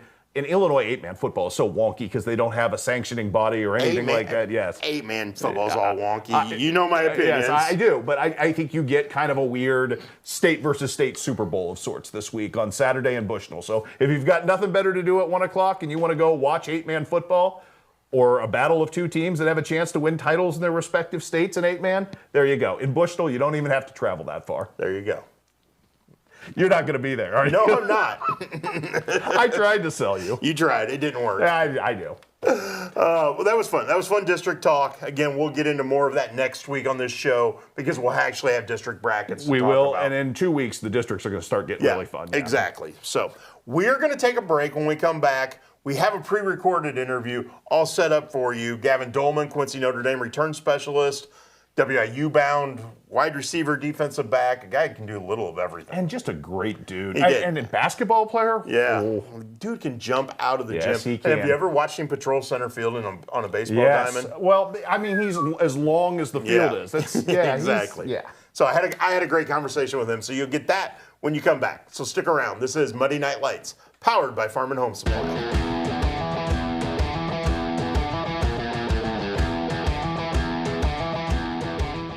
So what separates us most from all the other dealerships is the Toyota brand itself. Once they buy a Toyota, they never buy anything else. Number one vehicle on the market, the best sedan on the market, some of the best reliable trucks on the market. And our main goal here is to try and get our customers the best payment possible. We know the process and we pass that along to you. We're simply looking to buy vehicles off the street. And we want all makes and models of vehicles. And you don't even have to buy anything in return. We'll just simply purchase it from you. We can purchase a vehicle in 10 or 15 minutes or less. We believe that accessing care close to home is better for you and better for your family. For 120 years, Hannibal Regional has been committed to providing community-based, contemporary health care. From state-of-the-art surgical care to innovative cancer care, and now life-saving open-heart surgery. We are dedicated to expanding access to exceptional care in each of the communities we serve. Hannibal Regional, why go anywhere else? Meet us at the Scoreboard, 8th and York in Quincy. The home of Quincy's best cheeseburger is now under new ownership. All our time-tested menu items, along with some great new additions, all cooked on our perfectly seasoned grill, are waiting for you. New wings and new sauces. Ice cold buckets at some of the best prices in town.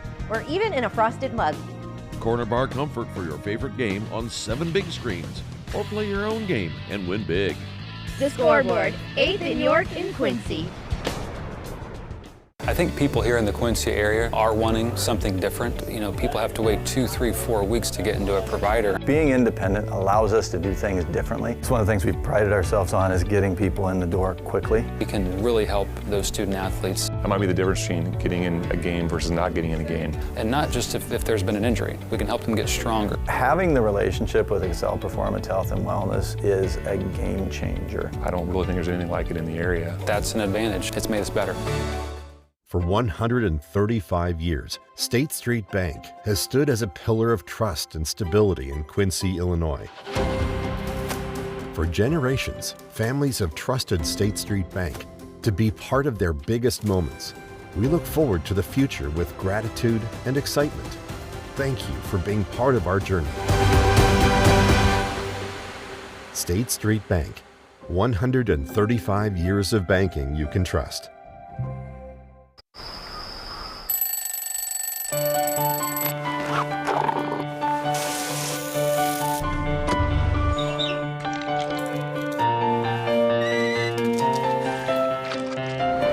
Since 1929, we've been here to serve our communities with the best products and the best service. You are the reason we go to work every day, and we thank you for that. After all, we live where you do. Welcome back to Muddy Night Lights, live from the CDS Office Technology Studios in downtown Quincy. Welcome back to Muddy Night Lights, powered by Farm and Home Supply. I'm Muddy River Sports editor Matt Shuckman, and I've got a special guest on the Hess Auto Agency hotline. It's the king of the kick returns, Quincy Notre Dame senior Gavin Dolman. How are you, bud? I'm doing good. How about you? Wonderful. Thanks for joining us on the show tonight. Thank you. I'm glad to be here. Okay, you got another kick return for a touchdown Saturday against Lincoln, opening kickoff. Does this mean another rack of ribs this week? It does. I did get a rack of ribs today, which it was pretty nice, but more importantly, it really it set the tone for Lincoln.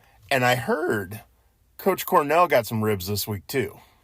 He did. Last week, Coach Ferg tried out a new recipe, and the coaches did not get any ribs, but I did, and Coach Jack was not very happy.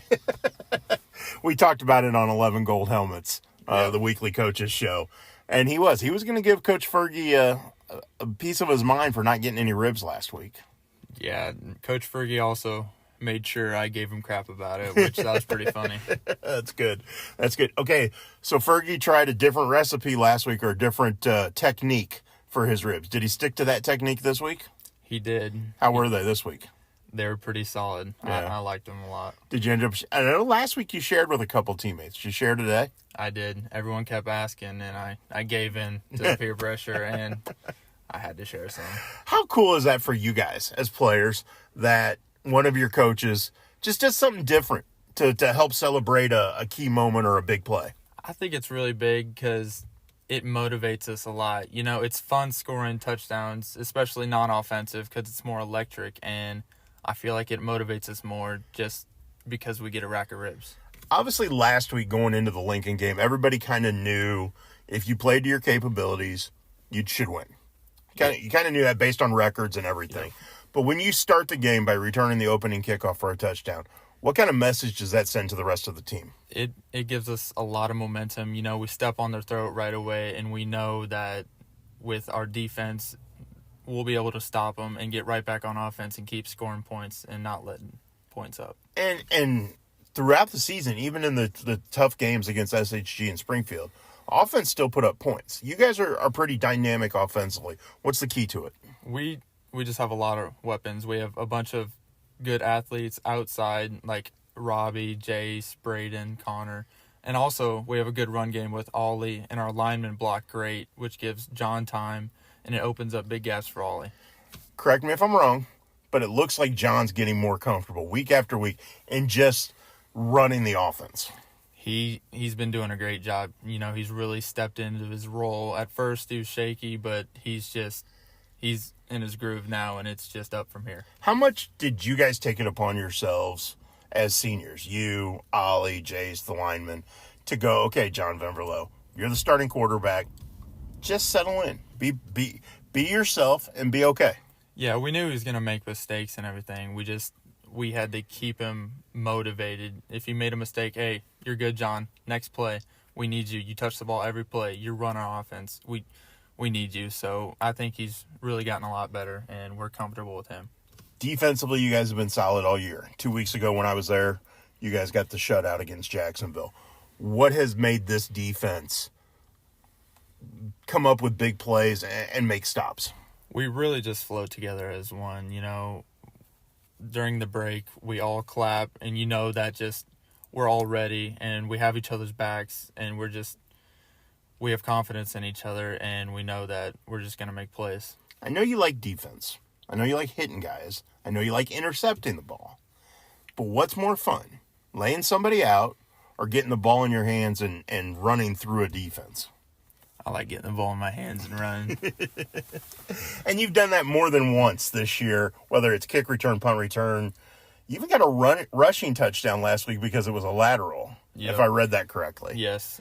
It was a passing play behind the line of scrimmage. Yeah. John threw it backwards, and I guess they counted it as a rushing touchdown, which makes sense. So what other ways do you need to score? You've done a punt return, you've done a kick return, you've caught a touchdown pass, you've got a rushing touchdown. Do you have an interception return for a touchdown this year? I do not even have an interception this year. Wow, I didn't even realize that. Yep. Because that was kind of your bread and butter the last couple of years. Yeah.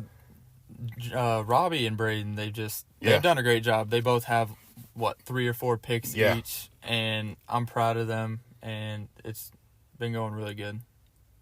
Are you surprised that you haven't gotten one yet? To be honest, kinda, but there's a couple I should have had that, unfortunately, good receiver broke it up, and it's okay, though. Well, you also have the fact that teams know your reputation and probably don't throw at you as much. Yeah, but the thing is, Robbie is just as good over there, if not better. He's been great all year, coming back. He didn't play last year. Yep. He skipped to play soccer, but he's came back, and he's been a really big commissioner for the team. Well, you think about it. You've got Robbie Reed, 6'3", 6'4", whatever he measures that as. Jace Allensworth, 6'3", 6'4". Yourself, 6'3". You guys have some incredible length at the defensive backfield, at the wide receiver spots. That's got to be a huge advantage. It does. Whenever we're running routes and John doesn't find anyone, he knows that if he throws it up, he has confidence in us to go up and get it with our height and everything. And that gives the whole team confidence, and it makes us flow a lot better. We're pre-recording this interview because you can't be live with us on the show tonight because you got an obligation, right? Yep. Your obligation all year has been to be part of the Q&D student cheering section at other sports, including tonight's volleyball match, correct? Yes. Okay. How much do you get into it? I love it a lot. I don't get to do it for football or boys basketball. Right. And whenever I get the chance for volleyball or girls basketball, I love supporting the Q&D family. I think I've taken a picture or two of you at volleyball this year, showing a little bit of emotion. I like to get into it. I like to yell and scream. I think it's really fun. And I got a feeling tonight it's going to be loud in the pit with it being the QHS versus Q&D matchup.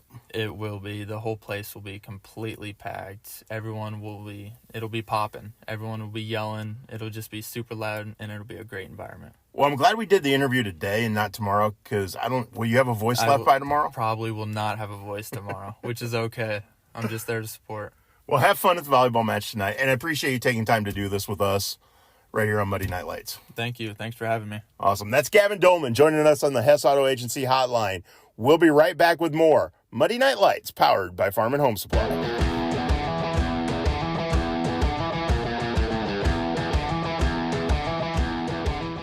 Since 1985, Hess Auto Agency has been your trusted source for pre-owned vehicles in the tri-state area. Families have experienced the Hess difference for generations and know they'll get the best vehicle buying experience in our region.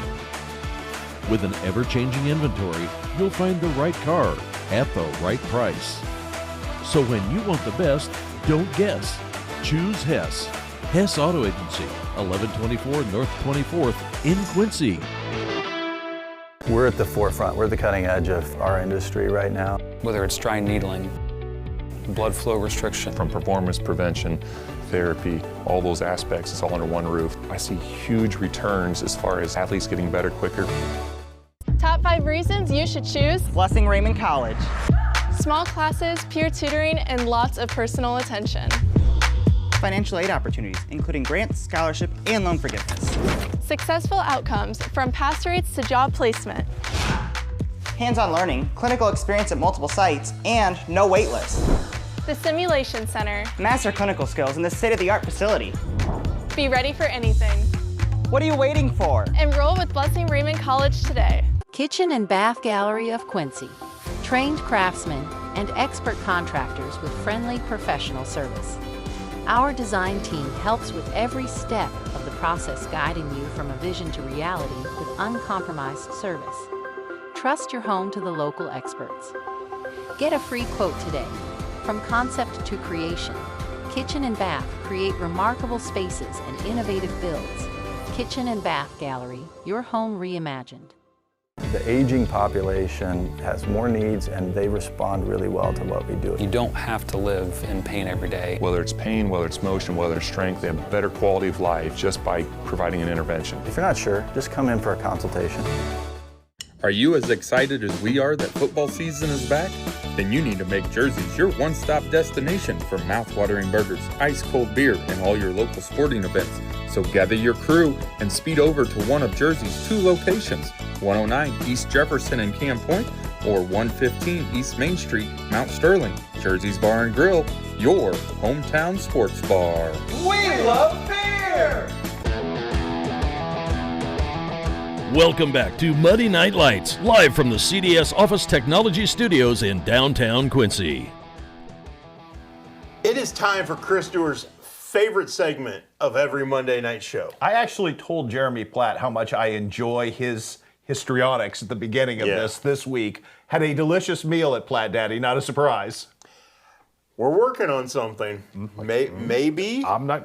We'll see. We're working on something there. So I've heard. So we'll see what happens down the road. But We really appreciate Jeremy Platt and Platt Daddy Barbecue and their support of what we do. And can I tell you an honest story? Because I told him. Please do. Remington was there with me when I told him this. So our producer, Remington Yates, you don't ever see him or hear him on the show, but he's over there pushing the buttons and pulling the knobs. Invaluable to us, yes. Without a doubt. We went to lunch at Platt Daddy's, and I told Jeremy how much I enjoyed the whole LeBron thing that he does at the beginning. with the barbecue dust. So it's not baby powder. It's the oink dust, yes. So he told me after the fact that he went home that day and couldn't figure out why his scalp felt funny. Still had the dust all day in his hair.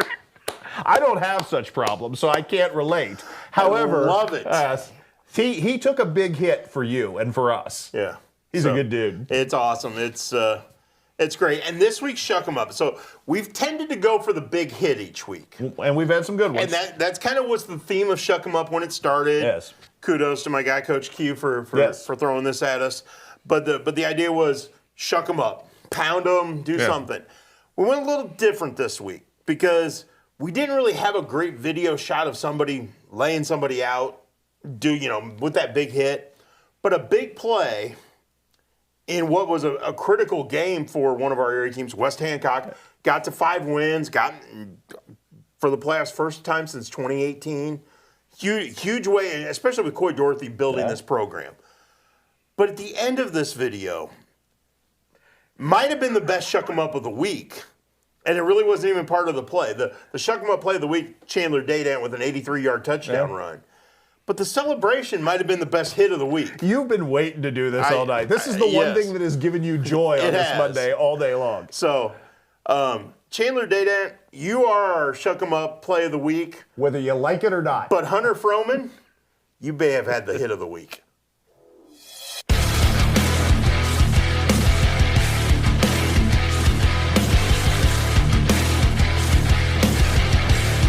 Shuck 'em up!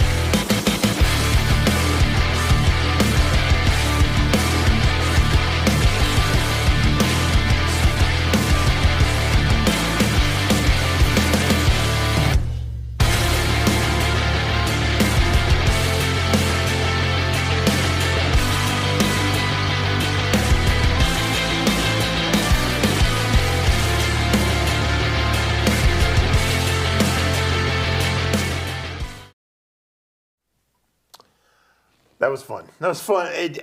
Thank you, Shane Holsey, for sticking with the camera on that play all the way through the celebration. He is well trained at that, yes. Because Bureau Valley didn't touch Chandler Daydant on that entire run. No.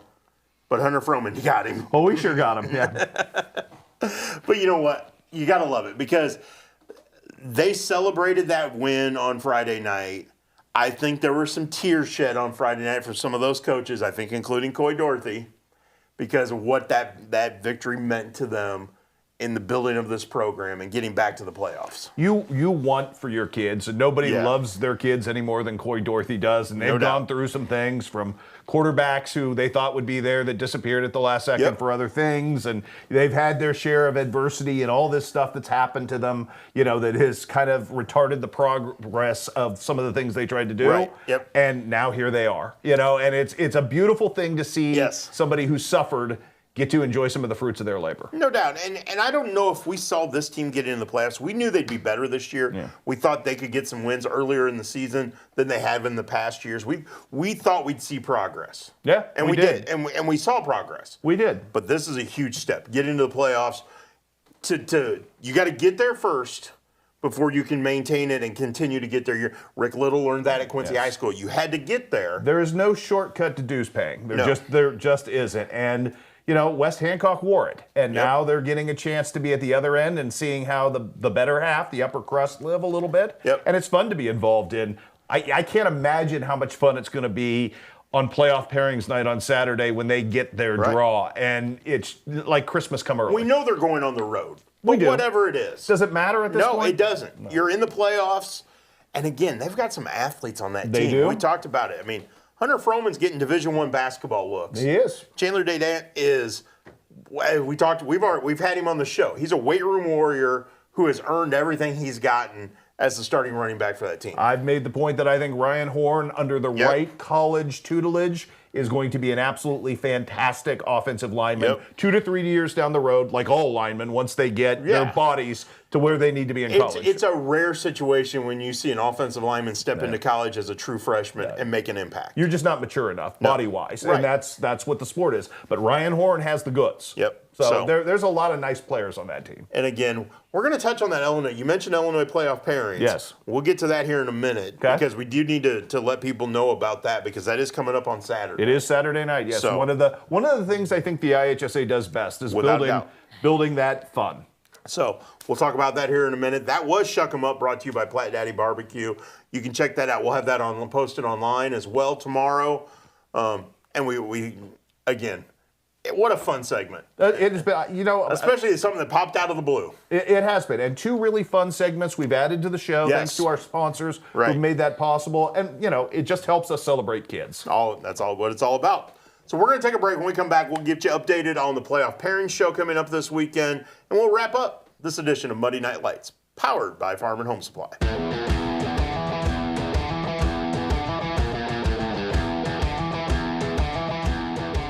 When you trust your healthcare needs to MDH, you'll receive the highest quality, compassionate care from our nationally accredited medical departments and award-winning staff. We are here for you 24 hours a day, 7 days a week, providing exceptional care right here in Macomb. We also accept Aetna, Healthful Inc., Blue Cross Blue Shield, and most other insurance plans for your convenience. McDonough District Hospital, your regional healthcare partner, growing our legacy one patient at a time. Does the thought of retirement overwhelm you? You are not alone. For over 25 years, Benson Financial Group has helped people just like you craft a plan to retire with purpose. Call us today in Quincy and Hannibal. We're Excel Physical Therapy locations in Quincy and Hannibal. Word of mouth has been really powerful. It always will be. We built that from relationships. Not only do we have great clinicians, but we have great people. This is the best group of therapists I've ever worked with. That's an advantage. For 135 years, State Street Bank has stood as a pillar of trust and stability in Quincy, Illinois. For generations, families have trusted State Street Bank to be part of their biggest moments. We look forward to the future with gratitude and excitement. Thank you for being part of our journey. State Street Bank, 135 years of banking you can trust.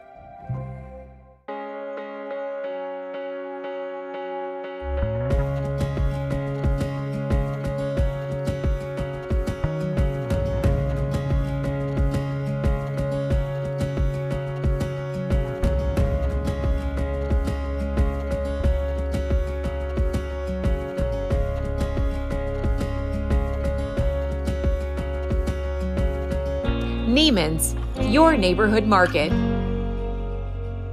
Kitchen and Bath Gallery of Quincy. Trained craftsmen and expert contractors with friendly professional service.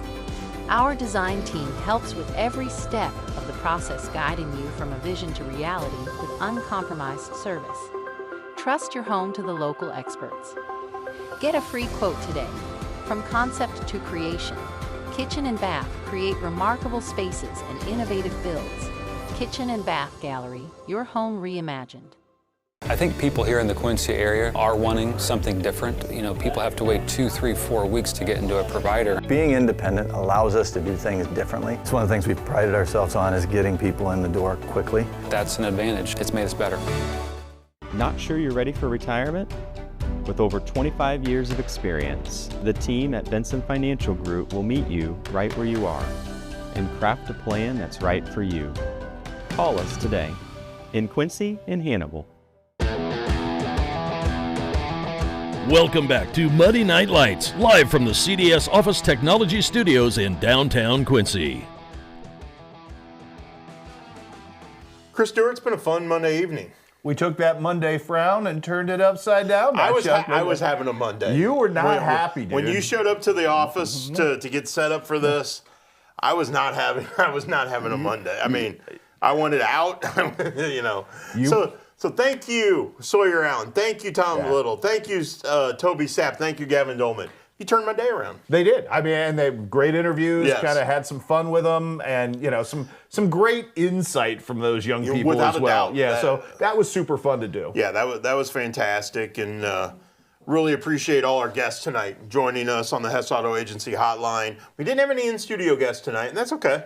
No, and we get it because this was a huge Monday in the city of Quincy, yes. And again, I just got online and was looking for a volleyball score. I haven't seen one yet, so I'll be curious to see what happened out at the pit tonight. I would not be surprised by any outcome from that matchup. Those are two really good teams. Without a doubt. So, and again, okay, so we talked a lot about Missouri districts this week. Last week we talked about Illinois playoffs. This Saturday night, the IHSA playoff pairing show for football playoffs. We're going to find out who's where. Right. Who makes the brackets, who doesn't, all those things. Hopefully if we get a few Friday games. Yeah, we'll see. We won't probably know on Saturday night all the matchups. They don't become official until Monday. Right. On time and all that. We'll know who's playing and where they're playing. We just don't know whether it'll be Friday or Saturday and what times and all that. Typically by the end of Saturday night, we have a good idea. We do. We'll get tipped off to some plans as they happen. Right. So, but I enjoy. It's a fun part of football season to get there on Saturday night, and get to that point, and watch the playoff pairing show. Well, and then after that, we start thinking, and the mind starts racing with possibilities. Right. Hey, is there a long road trip we can make with Quincy High? Which is something that we start thinking about. Yeah. Is there a 2-game swing somewhere that we can get 2 playoff games for the price of 1? That's the TV in you. Yeah, well, it's the dizzying, dizzying possibility. Because the of it all. newspaper in you go, okay, where am I going? Yes. Because you don't try to get to 2 games. No. And so, again, But if Rushville Industries playing at 1 and Brown County's playing at 2, I know where I'm starting my day and how I'm getting from place to place. We're melding each other's way of thinking into one, which is really scary. It's a scary idea, yes. We've created a monster. Yeah, but it's football playoffs is a ton of fun. Yeah. We will try to get to every game we can. Obviously, we could have seven teams in the play, maybe even 8 teams in the playoffs. I think there's still a possibility we could get as many as 9 area teams in the Illinois playoffs, which would be super fun. It would be a blast. The more, the merrier.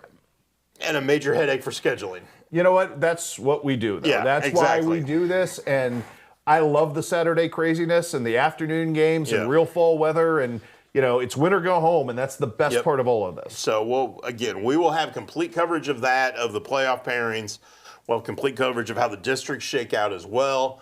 You can find all that at muddyriversports.com coming up.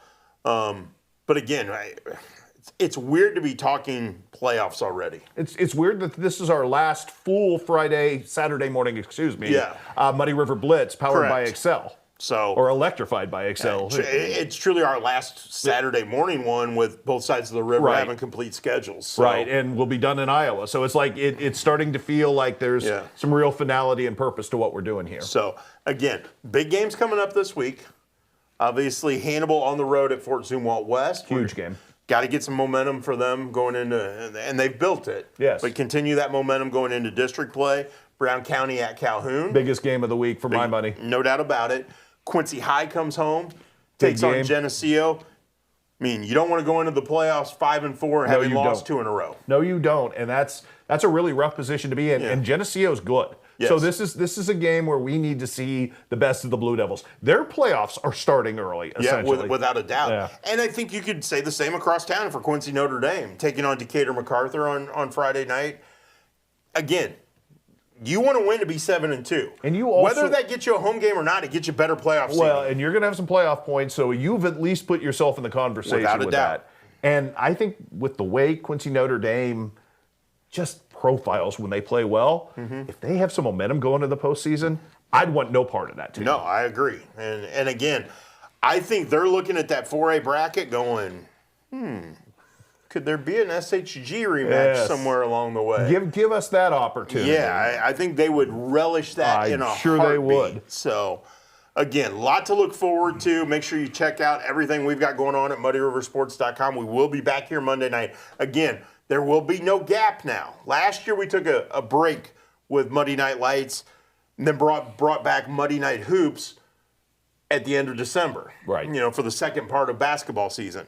No breaks this year. We are going every Monday night all the way through basketball season, because now we have more of a transition now with the way college basketball starts and that kind of stuff. So we'll start talking a little more basketball next week, little by little. And you and I have just noticed kind of you've perked up with when every time basketball comes up, because I think, that's something we're already starting to get a little excited about. I went to the first QU practice on that Sunday afternoon, and I texted my wife from there and said, I'm in my happy place.